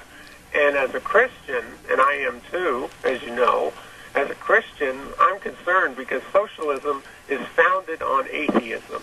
It's anti-Christian, it's anti-Jewish, it's anti-family, it's anti-marriage, it's even anti-sex. They believe in all sorts of sexes, 57 different sexes. I don't know where they find them. I only knew about 2. But these people will push the envelope as far as they can push it. And you know what? They don't care what anybody wants. If they take over, they don't care about... There isn't any unity that they're going to create. They don't want unity. They want to force their ideas on everybody else. Absolutely. The book, Real World Socialism, again, tell my audience, I think it's a must-read. Tell everybody, how is the book doing and where can they find a copy? Well, the book is doing well. Believe it or not, it's selling in Australia. It's selling in Europe. It's selling all across the United States. Most people, I think, buy it from Amazon, but you can go to a bookstore. Bookstores, it's hard for them to carry every book around, and so you might have to order it. But you can get it in bookstores. You can get it BarnesandNoble.com, wherever you like to buy books. Absolutely. This man knows politics, and he, like I, am feeling a little bit down this morning and certainly hoping and praying that the final vote count comes out towards what we need for America, and that's, of course, the re-election of Donald Trump. Thank you so much, Dr. Gerard Lamero, and the best wishes to you, my dear friend. Yes, the best wishes to you, and I hope you and the rest of the audience keep praying for this country. We need God's help. Amen. Thank you so much. Dr. Gerard Lamero, a real friend of this program. I have the utmost respect for him, and he had written the books called More Great News for America, amongst others, and now the new book, Real World Socialism. It's a must-read. You really need to check it out. Dr. Gerard Lamero. I'd like to hear from you. I mean, we've been going on all morning long, and I'd like you to call me and tell me your thoughts of the election, your worries, your trepidations, what you think might take place. I mean, there's a lot of unanswered questions right now, and I'd like my audience to get involved and tell me what you think. While I'm waiting for your calls, please give me a call at 436-2244, 1-866-927-4587. We'll get a weather forecast on here real quick, and then I'd like to hear from you. What are your thoughts? Are you as worried as I am? We were going to have the weather right now with Phillips, Oaks, Goodwin, Crane, and Company, and they've been providing accounting services to the Mini-Cash area for well over 50 years. They are the professionals when it comes to tax return preparation, tax planning, business consulting, retirement planning, all of this and so much more. They've got 2 offices to serve you at 1710 Overland in Burley and 625th Street in Rupert. Remember the best. Phillips, Oaks, Goodwin, Crane, and Company, the professionals. And right now, here's Gina with the weather. Another beautiful day for today, and it's going to be nice tomorrow. Here's a look at your weather forecast. Mostly sunny skies for today, just a slight breeze out of the west at about 5 miles an hour. Looking at a high of 70. Tonight, mostly clear with a low of 34. Tomorrow, another gorgeous one. Sunny skies, high of 70. Winds out of the south-southwest at about 5 miles an hour. Mostly clear tomorrow night, low of 40 by Friday. Partly sunny, 64. Saturday, slight chance of rain and snow. Mostly cloudy, high of 40. That's a look at your weather for Zebeth Rain. All right, thank you, Gina. Ooh, that nasty 4-letter word snow in the forecast for the weekend. Don't forget Phillips, Oaks, Goodwin, Crane, and Company. They are the professionals when it comes to accounting services for you, your family, and your business with offices in Burley and Rupert. Don't forget Phillips, Oaks, Goodwin, Crane, and Company. Yeah, give me a call. Come on, 436-2244, 1-866-927-4587. What about the election? What does it mean to you as it stands right now? Are you happy with the result? Are you nervous with the result right now of really not knowing what's going on or who's going to be sitting in the Oval Office? Are you worried about the illegalities and the fraud? Are you worried about how this thing transitioned to turn around and go towards Joe Biden instead of President Trump? Caller, good morning. You're on the air. Good morning, Zeb. You know, Tony was saying something about waiting in line for election. You know, in the years I've done that, I've always met some of the most wonderful people that are waiting in line with me. Mm-hmm.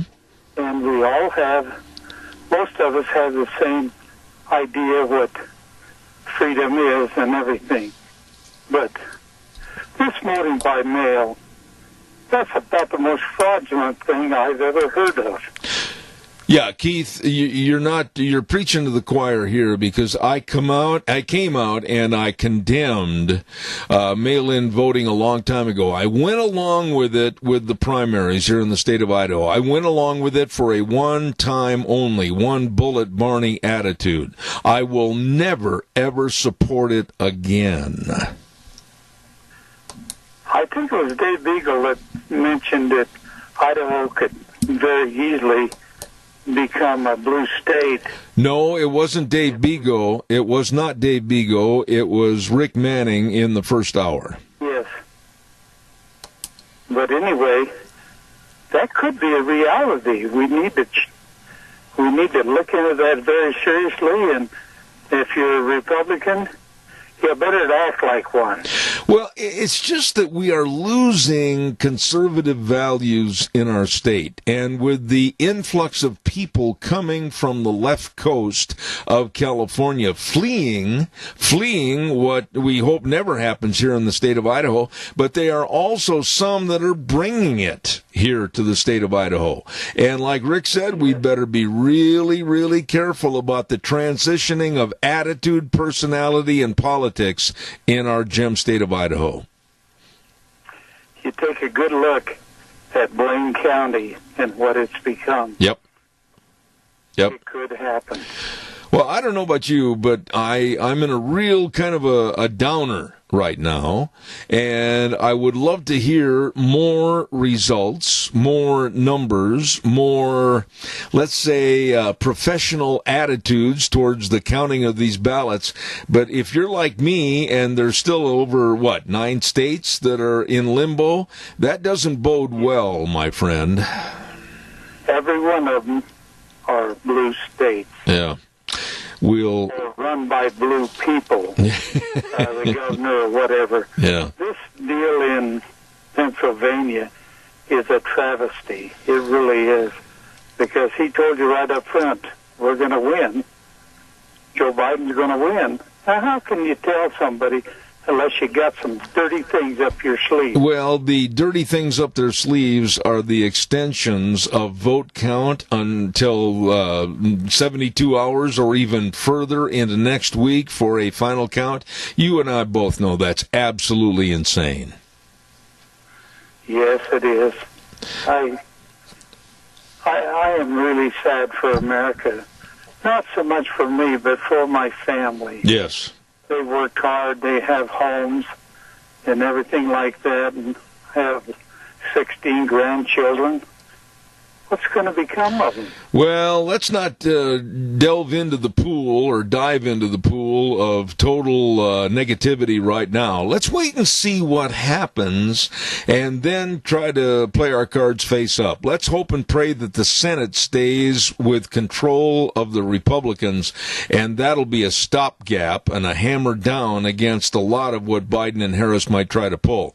But let's also hope and pray that maybe the vote count comes out in favor of a re-election of President Trump. Thank you, Keith. I got to run. Thank you so much. Well, I'm going to look around and see if I can find some smiles to put in my basket. There you go, buddy. Thanks. Have a good day. Appreciate it. Thank you. Yeah, I'm not going to lie to you. I'm feeling really, really down about what I saw last night and listened to last night prior to going to bed late to grab a couple of hours sleep and then wake up at 3:45 and see everything go topsy-turvy? What happened here? Did the dog play with the TV set? What's going on here? Anyway, let's just wait. Let's just wait and see what happens, what finalizes, and then let's set a plan. Your home is the one place where everything should be perfect, including your air.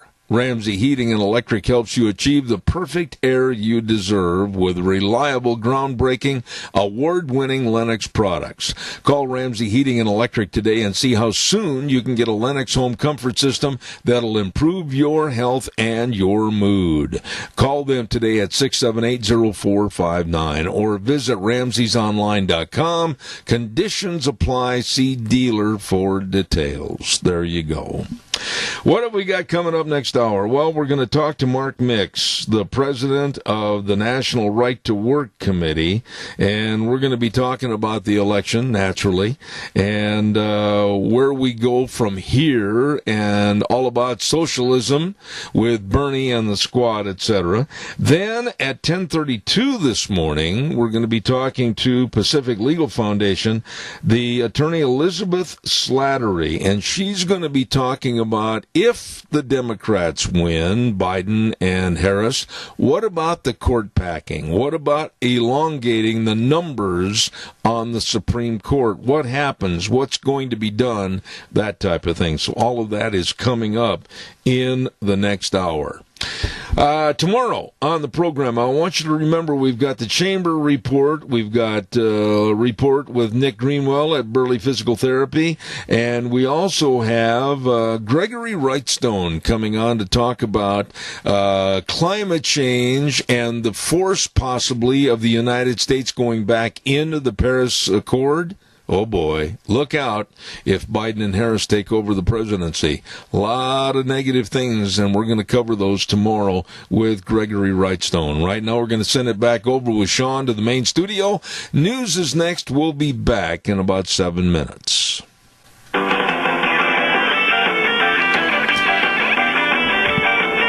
Well, Idaho definitely did their part yesterday, and thank you to all those that took the time and the effort to treat the day as it should be, Election Day, USA.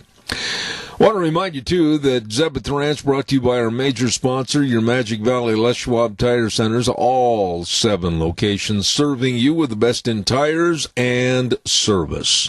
And also a big, big shout-out thank you to Burley Physical Therapy and Rehabilitation at 1263 Bennett Avenue, Suite 2 in Burley, helping you get back to being you. Before we go to our guest, excuse me, still, the allergy season.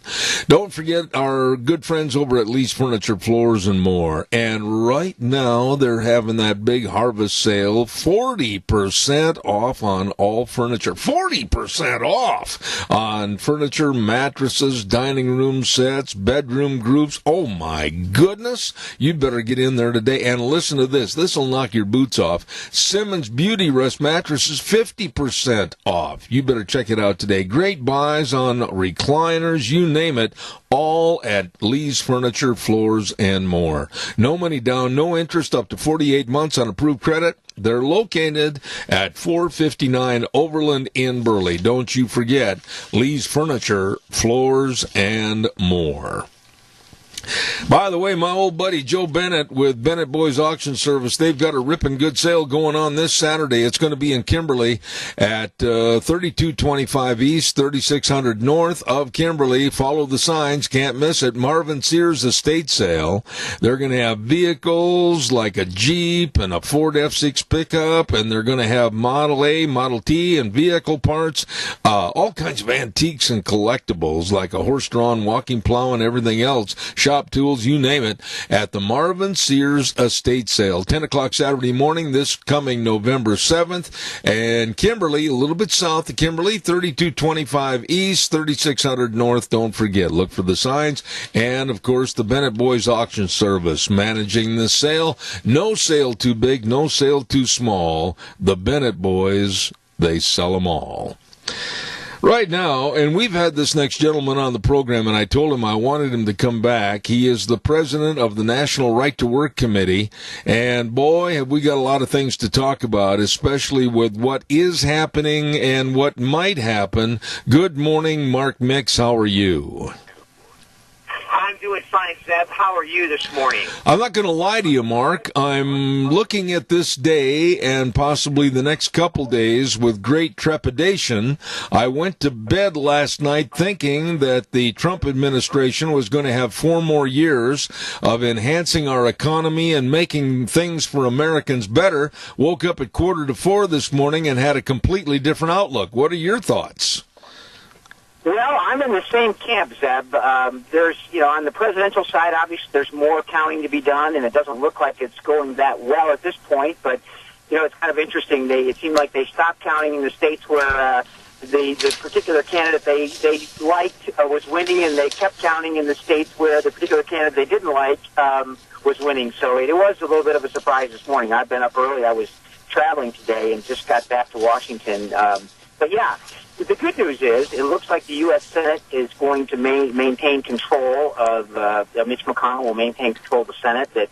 That was really our backstop as it came to right to work, Zeb, because the threats by the other side to repeal all the right to work laws, including Idaho, were real. And the Biden-Harris administration ran on that as something they wanted to do and give union bosses more power over workers. And that's something we were very concerned about. But it looks like that part of the equation from last night is still intact, but we'll see about that too, I guess. Yeah, I'm very concerned. I mean, one race in particular that I thought was a slam dunk when I went to bed last night was the case with Michigan with Republican John James vying for the seat of Democrat Gary Peters. And at one time, John James had a double-digit lead, and I woke up this morning and that had dissipated. I mean, I saw such a transition this morning in mood and thought and votes. I wondered if I hadn't slept last night in my lazy boy and missed everything. Well, I can't say whether you did or not, but it looks like they're going to still count, and even with that one, it still looks like it's going to be okay for right to work, at least in the Senate. But yeah, I agree with you, Zeb. It's really kind of frustrating, and we see it in some states. You kind of come to expect it, like in the state of Virginia, where I'm from, where the rest of Virginia votes, and the outcome hinges on 3 counties where the federal government has grown and grown and grown, and it changes the dynamic of the election. They usually wait just for symbolic sake to hold those 3 counties out until they know they can put a candidate over the top. But for right to work, it was looks like we actually picked up strength in Montana, we picked up strength in New Hampshire, and we're still counting some of the state legislative races around the country. West Virginia, there was a pickup of right-to-work support there. So we had a good night as it related to state legislative elections, but I guess they'll still count those, too. So we have to check that tomorrow morning, I suspect. Mark, let me have your thoughts, and I really would appreciate it if you'd really tell us the whole story about how you feel in regards to the very possible, if Biden is put in the Oval Office as president, what would you say to an appointment of Bernie Sanders as the potential labor secretary? That bodes not well, I would imagine. Not at all. His view is on America's workplace is so radical, and it's been rejected. But yet, given the power of the bureaucracy and the federal government, it's any wonder what he can do. And his vision is this so-called created equality between everybody, and it just really doesn't make much sense, Zeb. And that socialist agenda, I mean, he's unavowedly announced that he's a democratic socialist. That's something that we see historically in country after country around the world, and it's failed every time. And I guess Mr. Sanders thinks that he's so smart that he could probably make it work. And I think there was a lot of other smart people that tried it in other countries, and it didn't work there. But yeah, I guess that if Joe Biden is the president of the United States and he can make nominations and he can nominate the people he thinks would serve the country best, Elizabeth Warren as Treasury Secretary, Bernie Sanders as Labor Secretary, a special cabinet position for union officials to help create new, quote, labor policy in America. We know what their objective is, and that's compelling people, forcing people to pay union dues or fees in order to work. And that agenda hasn't worked for the states that continue to support forced unionism. The states that have right to work have had economic benefit, not only economic benefit, but individual freedom benefits as well. And a lot of that's at stake if the election comes out with Biden winning the White House. You know, I can't even imagine, and seriously, I'm not trying to be facetious here at all, I cannot even imagine the blow to the nose of the United States of America and our working force if someone like Bernie Sanders takes over as Labor Secretary or Alexandria Ocasio-Cortez takes over as basically the Minister of Oil and Gas, or the lack of, and then incorporating the rest of the squad, if you will, into very important cabinet positions. I'm scared, Mark. I really am. Well, I think we should be, and it just goes to show us once again how important our involvement. You know, Thomas Jefferson said that our democratic republic, our constitutional republic, would only survive if people get educated about the issues involved. And frankly, you know, that we look back on this election cycle and we look at the news and everything that was kind of capturing the attention of the American people, and it didn't have a whole lot to do with the issues of a philosophy, of a particular economic system to a large degree. And we may see a radical shift in that direction, and that is troubling for the United States of America.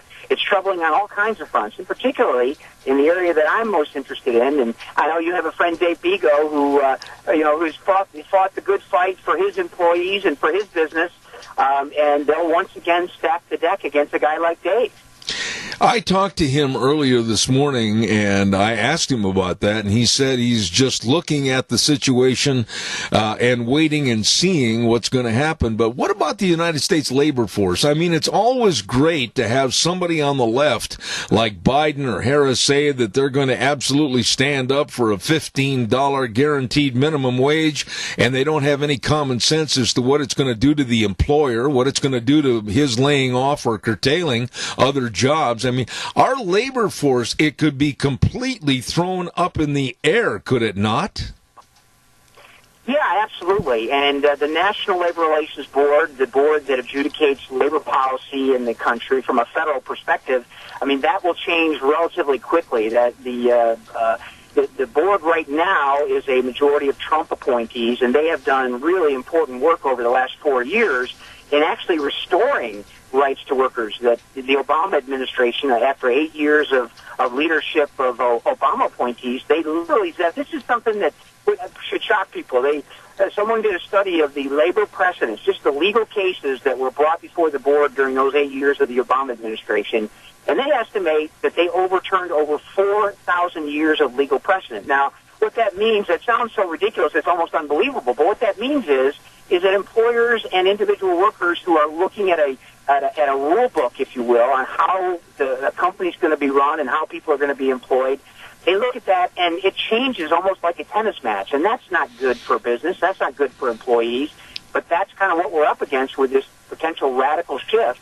And you're right about these policies, these wage policies that they want to set. I mean, the wage in Idaho for a high school student who's working at a grocery store at their first job, they're not going to get that job at $15 an hour. They're just not. And it's going to radically change kind of the employment structure in the country. But that's, you know, these are all, at this point, they're campaign slogans as opposed to policies. And maybe there will be cooler heads that will prevail if they actually can get to a policy victory, that they'll look at it and say, you know what, now that we can actually pass something like this, should we do it, as opposed to just beat the table about it and, you know, make people feel good about paying their student loans off and raising their wages above what the business or the economy can support.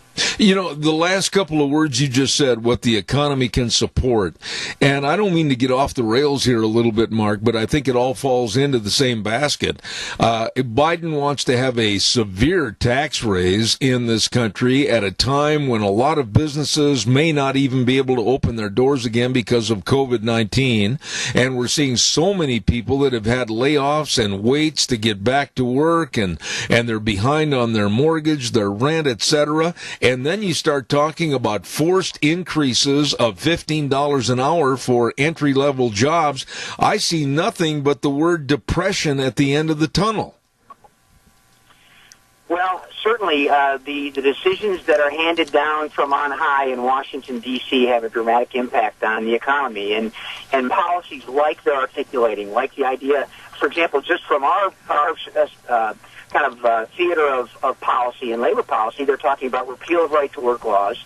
They're talking about government imposing contracts on private businesses and private employees that they can't negotiate a union contract within 90 days. They're talking about card check elections, which is virtually strips away the secret ballot election for union certification. They're talking about other issues as far as labor policy is concerned to dramatically tip the balance in favor of organized labor officials. And, you know, these organized labor officials are not thinking about the worker. They're thinking about their revenue stream and how government can grant them more privileges to force more workers to pay union dues, which has an impact on the economy. There's a reason that the automotive manufacturing structure of our country is moving to right-to-work states like South Carolina, North Carolina, Tennessee, Alabama, Mississippi, Georgia, and big manufacturers are moving in the same direction because the policies, the economic policies of the state or those policies that are handed down by the federal government make it very difficult to create opportunity, to create value, and to create jobs in America. And that's one of the reasons why they were offering. One of the things President Trump did or tried to do, and I think was somewhat successful, is basically bringing industry back to America. And, you know, the best friend that a labor union has is a business that makes a profit. Let's just start there. Yeah, you just said something that I'm so glad you brought up. It's been 3 years of welcoming with open arms industry and businesses back to America with a gung-ho red, white, and blue attitude. And then we hear somebody like Biden saying, oh, we're in for a dark winter. And then you hear the imposition of more unions and lack of right to work. And we're talking about, you said something a minute ago I want you to elaborate on. The imposition of contracts, forcing contracts. Explain that just a little, if you would. Yeah, this is a bill that's already passed the House of Representatives back in February of this year with 224 votes. And the bill was called the PRO Act. It's so-called Protecting Rights to Organize, which are already protected quite handily under federal law, no question about that. But one of the provisions is this notion, it's called first contract arbitration. And what happens is that once a union is certified, let's say they get a card check vote certification where they actually go out and they get the requisite number of cards signed by whatever means, not by honest debate, or in some cases that may be, and in some cases people's strong desire to be in a union, but it also comes with kind of the coercion and intimidation of people showing up on your front porch at night telling you, hey, sign this card. And when you sign that card, that translates into a vote for a union. And so if that vote is carried over with a majority of plus one of the workers of the unit, then everybody in the unit is in the union. And then what happens is once that process is complete, then you get the clock starts ticking on the demand that you negotiate a final work contract. And that the government will they will bless you with 90 days to sit down and hammer out a contract that covers every employee in a bargaining unit that basically says these are the terms upon which these employees will now work. This third party's been injected in between the employer and the employee.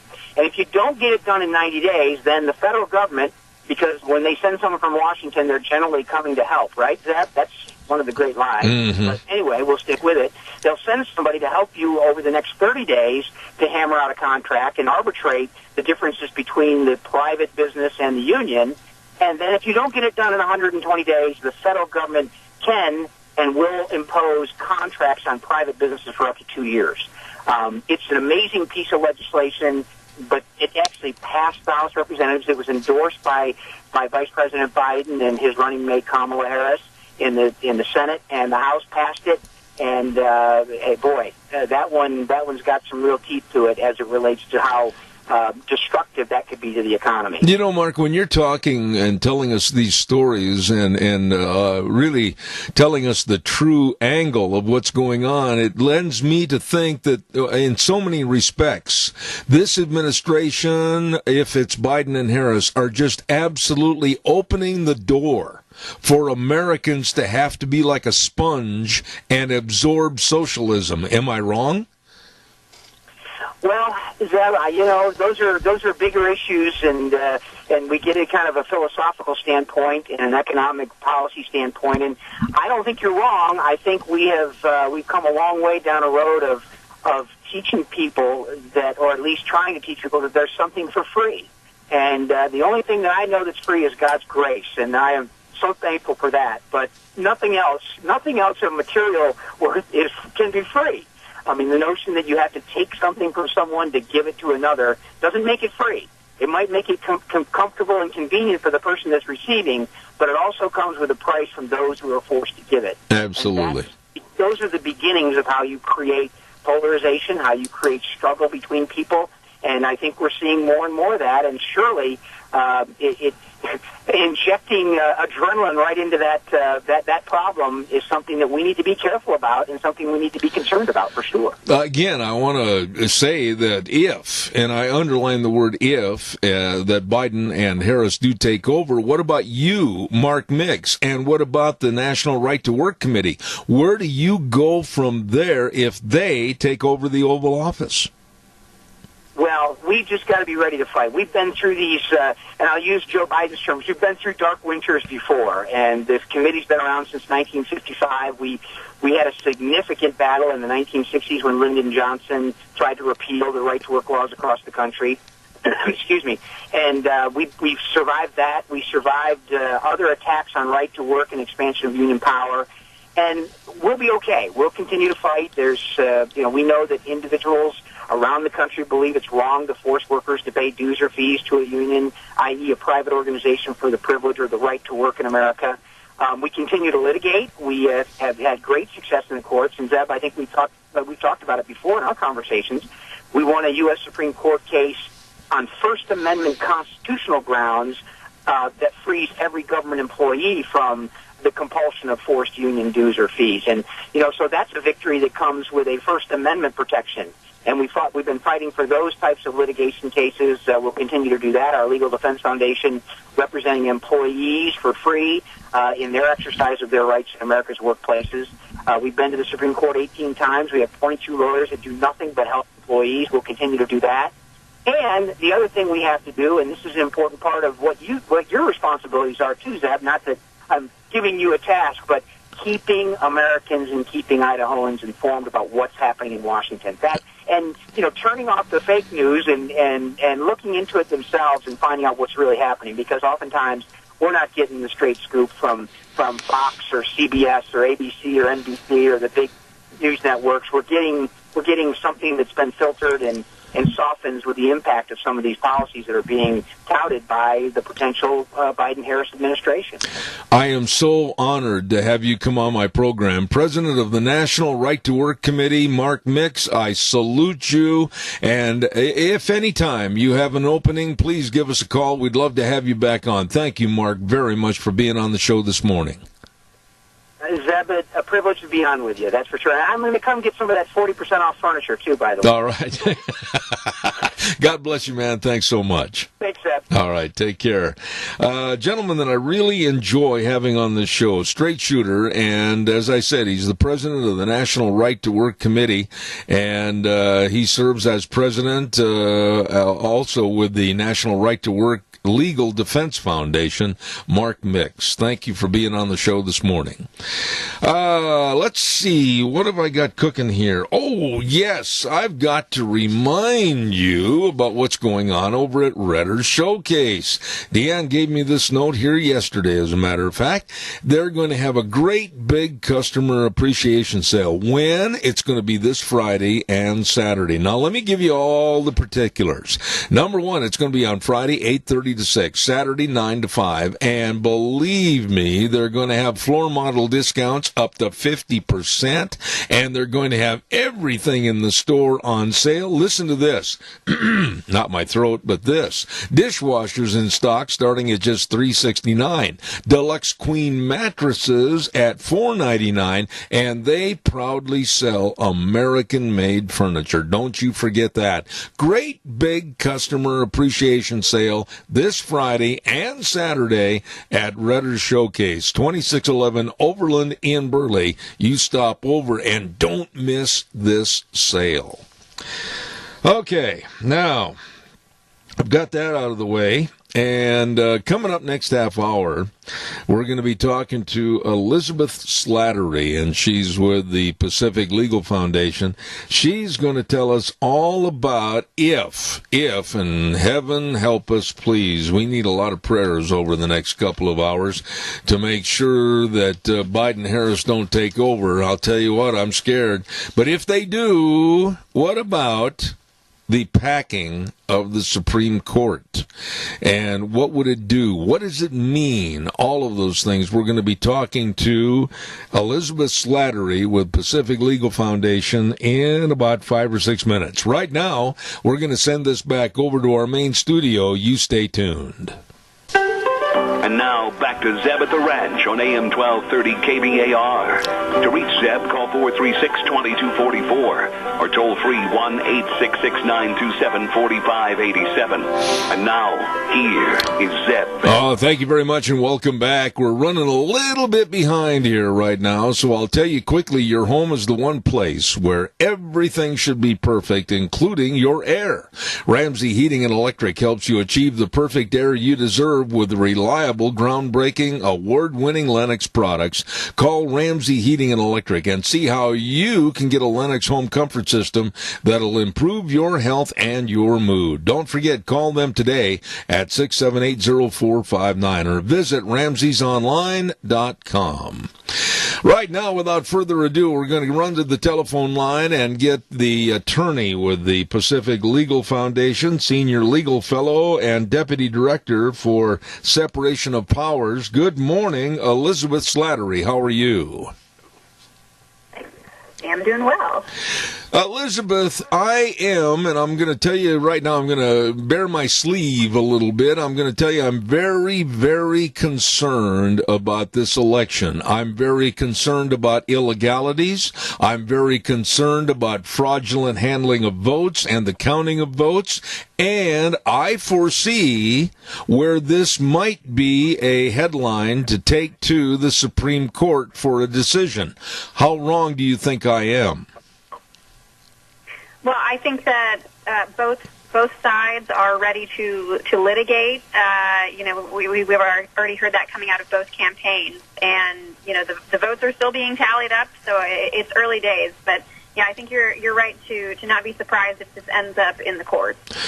When I say that, and what I want you to elaborate on, I was a big proponent of filling that seat after the passing of Chief Justice, or I should say Supreme Court Justice Ruth Bader Ginsburg. I was very much in favor of the Republicans naming a qualified position to fill that seat. I'm glad they did, because I think now more than ever, with hindsight, we can say, thank goodness it's done.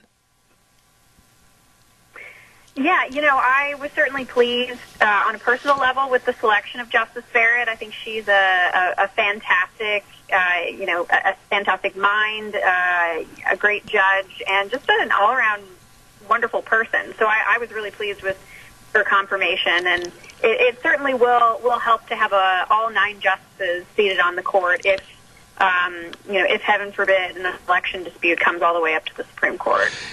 Tell me this, Elizabeth. I'm just a plain old cowboy from Idaho, but where in the world is the common sense in the elaboration of the numbers of the Supreme Court? What do they talk about when they talk about court packing, and why? What's the sense in it?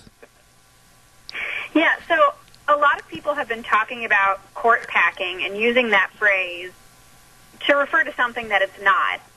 Filling open seats on the Supreme Court, on district courts, on appeals courts across the country, that's not court packing. That's just, the president doing his job and appointing judges. Court packing is when we're talking about adding seats to the courts to change the ideological composition, not just filling openings.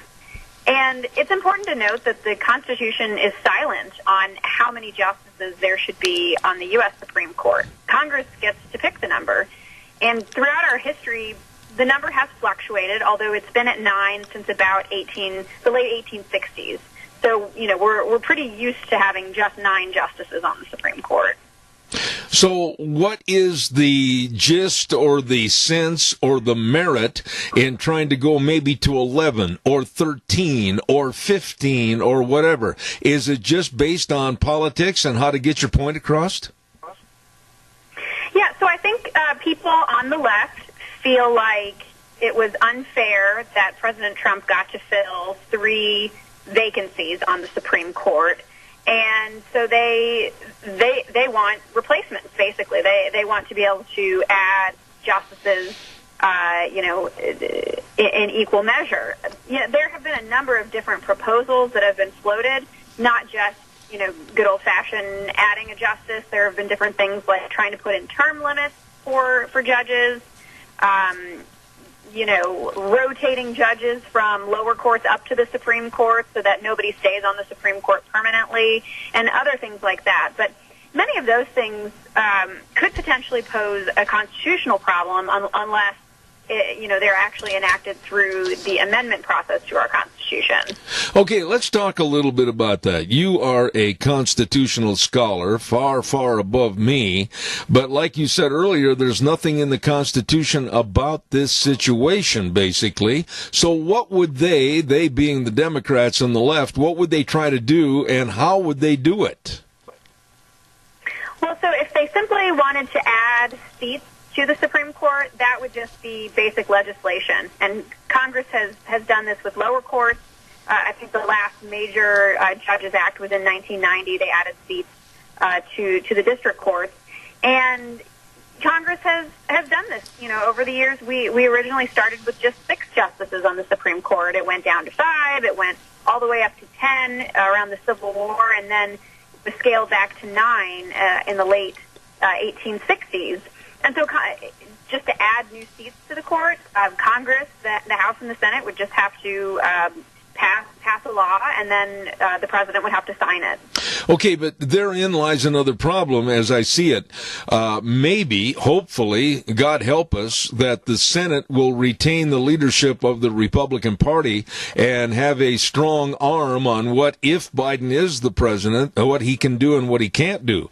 How would the Democrats in the House try to circumvent the Senate and try to get this through?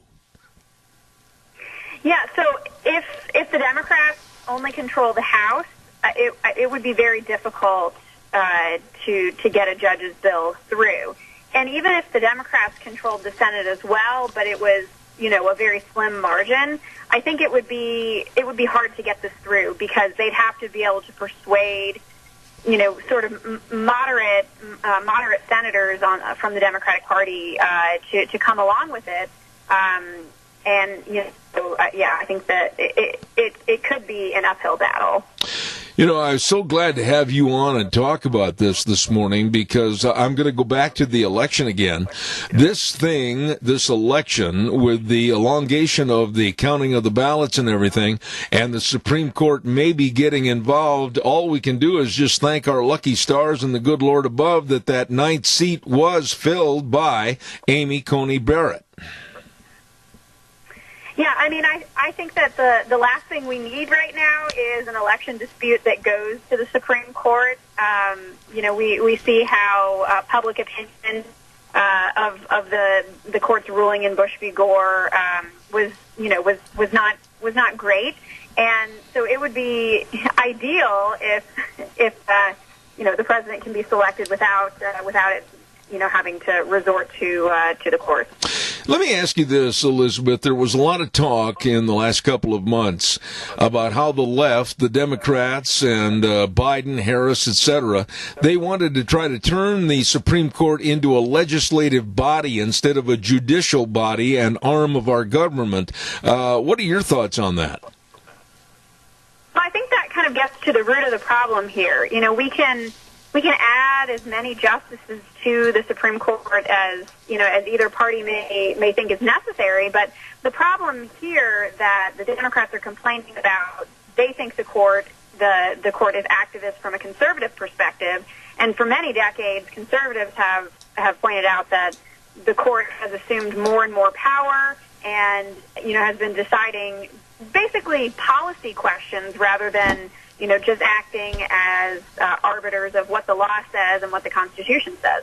So I think that's the root of the problem, is that people don't necessarily understand the proper role of the judiciary. It's not to decide policy disputes. I mean, if you tuned into Justice Barrett's confirmation hearing, we heard a lot about what are her views on health care, what are her views on, LGBT issues and so forth. And those views are, in my opinion, are irrelevant to what kind of a judge she'll be, because she's not a policymaker. She wasn't running to be a legislator. She was appointed to be a Supreme Court justice. And, so I think that's part of the problem, is changing the public perception of what the proper role of the court is in the first place. And I'm so glad to hear you say that, the proper role of the court, because when I watched the hearings with Amy Coney Barrett, I think the one thing that I took away from those hearings was what a first-class person she was. She never allowed herself to fall down the elevator shaft and go into a pit with the Democrats basically trying to make her yield and give an opinion on certain cases. She always maintained her integrity, and quite frankly, I think of all the Supreme Court judges that have been at hearings, I thought she did the best job of anyone. I agree. She did a great job, and just as a woman in the law, I'm so glad that conservatives have a role model on the Supreme Court that we can look up to. So I think I'm very pleased with her appointment to the court. Now, where is the Pacific Legal Association Foundation? Pardon me. Where are you coming in on this case of talking about or being proactive on court packing? Well, we litigate, so we're going to keep litigating no matter how many judges there are. Right. No matter whether new judges are added to the Supreme Court or not. We're going to keep fighting for individual liberty across the country. I really appreciate your coming on to the program this morning, Elizabeth Slattery. And if people want to follow this story and others with the Pacific Legal Foundation, how do they do that? You can go to pacificlegal.org, and we also have a new podcast that's all about dissenting opinions at the Supreme Court. It's called Dissed, and it's available wherever you listen to podcasts. Well, I appreciate you, and I certainly hope you'll consent to come back in the future. Elizabeth Slattery with the Pacific Legal Foundation. God bless and have a wonderful day. Thank you so much. Same to you. All right, thank you. Very sharp lady, and talking about the left and the Democrats trying to push for a court packing, additional numbers on the Supreme Court. Thank you very much, Elizabeth Slattery. Appreciate that. I do have some time for some more calls. I really would like to hear from more of the audience about what you think about the election, what's going on now, and what you think might happen. Give us a call. While I'm waiting for your call, I want to remind you about Edith's Cafe, and they're located at 144 East Highway 81 in Burley, right across the road from the golf course in Burley. Can't miss them, and you shouldn't miss them, because, man, that's where the good eating is, at Edith's Cafe. They're open Tuesday through Thursday, 11 to 8, Fridays and Saturdays, 11 to 9, and they also do catering. Oh my goodness, you better get on over and enjoy. From sandwiches to steaks and everything in between, it's delicious at Edith's Cafe, 144 East Highway 81 in Burley. While I'm waiting for your calls, I'm going to also go right ahead with the weather forecast right now. And by the way, the number to call, 436-2244, 1-866-927-4587. Our weather is brought to you this hour by Scarro's Meats, 331 North Road, Jerome. And, of course, you can go to their website, scarrosmeats.com, and check out all the fantastic meats that are available to you and your family. I mean, it's holiday season. We're getting closer all the time. All the hams and the turkeys and the marinated pork ribs and, of course, the tri-tips and all the different sausages and bacons.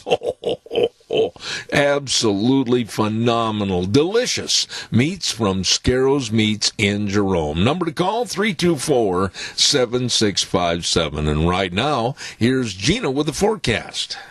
Another beautiful day for today, and it's going to be nice tomorrow. Here's a look at your weather forecast. Mostly sunny skies for today, just a slight breeze out of the west at about 5 miles an hour. Looking at a high of 70. Tonight, mostly clear with a low of 34. Tomorrow, another gorgeous one, sunny skies, high of 70. Winds out of the south-southwest at about 5 miles an hour. Mostly clear tomorrow night, low of 40 by Friday. Partly sunny, 64. Saturday, slight chance of rain and snow. Mostly cloudy, high of 40. Your weather for Deborah. I'll tell you what, these couple of days are going to spoil me. Yesterday, we did some activities with some of our family, Toby and her family. Oh, it was so nice outside yesterday. And then we're going to get hit. Look out. Don't forget the weather forecast brought to you this hour by Scarro's Meats. Don Scarrow and the crew at 331 North Road, Jerome. And the number to call, 324-7657. They are, oh yes they are, changing the way we eat one delicious bite at a time. Thank you, Scarro's Meats. Your turn. Give me a jingle on the landline. 436-2244, 1-866-927-4587. Give us a call. Love to talk to you about anything going on with the election, anything that's going on in your world that's bothering you this morning. Just give me a jingle. We've got some time left as we try to fill in the void of what is or is not happening with the finalization of this election. Idaho really came out and voted. What did I hear Paul say? That it was over 80% voters went to the polls yesterday, I think he said. And Idaho picked Trump by, I believe, the percentages were like 63% to 33%. And if you didn't catch it, earlier this morning, Senator Jim Risch, United States Senator, defeated easily Paulette Jordan to retain his Senate seat. Mike Simpson, I know Mike and I have had our differences and will continue to probably do so. He won another term in the House. HJR 4, I believe, passed with keeping Idaho at 35 districts. Lee Hyder is returning to the Idaho Senate, and Lance Clow also retained his seat in the House, and the Rock Creek Fire District did pass. The levy did pass. The verbiage of the story in the Times News this morning was wrong. And they did not have to come up with like 67%. It was 50 plus 1 on this levy, and it did pass. So there you have that. Congratulations to the winners and to some of the folks that tried real hard but fell short. Don't give up, try again. Some of those people, and I really mean this, like Paul Thompson and Rocky Fahrenberg and others, I hope they keep their thoughts on running again, because they're sharp, smart individuals that I think would add a lot to the politics in the state of Idaho. So I hope they don't give up. Don't feel bad. Come back and try it again. Calls welcome, 436-2244, 1-866-927-4587. That leads me up to, I'll wait for your phone calls, and while I'm waiting, tell you a little bit about our major sponsor, your Magic Valley Les Schwab Tire Centers. Every location Every location is ready to serve you with the tire changing season right now. Yeah, we're lulled into a little false sense of security, 70-degree weather. That's going to come to a screeching halt, and it won't be long, and we'll be talking about snow and muck and yuck on the roadway. Well, make sure you check out all the tires for your vehicle with the best tread designs for your type of driving. They've got them all at your Magic Valley Les Schwab Tire Centers. Absolutely. Along with that, the very best in brake service, front-end alignment, shocks and struts, and batteries. Boy, I'll tell you, the temperatures are going to drop, and you better be ready for it. Make sure you got a good battery, and they've got the best over at all 7 locations of your Magic Valley Les Schwab Tire Centers. James and Buell, along with Dan on Pole Line in Twin Falls, Lane and Rupert, Mike and Jerome, Dave on Blue Lakes and Twin, the Twist family in Paul, and my buddy Trent on Overland in Burley, your Magic Valley Les Schwab Tire Centers. By the way, Sean, if you're right there by the microphone, you and I had a chance to visit a little bit this morning, and you and I both are feeling a little bit down in the dumps as to finding out the final outcome on the vote. And you sitting there at the studio are probably more prone to get information across the wire than I would sitting in my studio doing this talk show. Have you heard anything that we could use as updates? As far as the election? Yeah, states, etc. I mean, counting. I mean, you're sitting here watching the Fox poll for about the whole show. Wisconsin hasn't done any update at all the whole time. Michigan, Trump is down about 46,000 from being up 200,000 when I went to bed at 1 a.m. in the morning. Yeah, now that to me is a shocker. I don't mean to interrupt you, but I absolutely thought last night, like you, that Michigan was a slam dunk. Yeah, me too. I thought he was going to win all 5 of the states still open on the East Coast. Let's see here. North Carolina hasn't moved. They're still sitting at reporting 94%, but all of their counties have called in, so that's ridiculous. Wait a minute. Let me stop you there, too. The ridiculous attitude of that being an eastern seaboard state, and they are still in a too early to call type situation, whereas last night they announced the finals of California on the West Coast before North Carolina, and they're still not satisfied with the net result. West Coast at the same exact time. We're calling all 3 of these, Washington, Oregon, and California. Yeah, absolutely ridiculous. Before a vote was even counted, most likely. I watched Georgia go from being 300,000 in the plus from 1 a.m. in the morning for Trump. Now he's only up about 85,000. Yeah, I just absolutely am appalled as to what's going on. Thank you for that update. Yeah, no problem. And we're going to tell everybody that we'll be back here in the saddle tomorrow, regardless of election results, and we'll look forward to talking to you. We always end the program by saying the way things were are the way things ought to be, and especially now, in God we trust. Tune in tomorrow morning at 8:06. Got another great program. Zeb at the Ranch. Have a great day.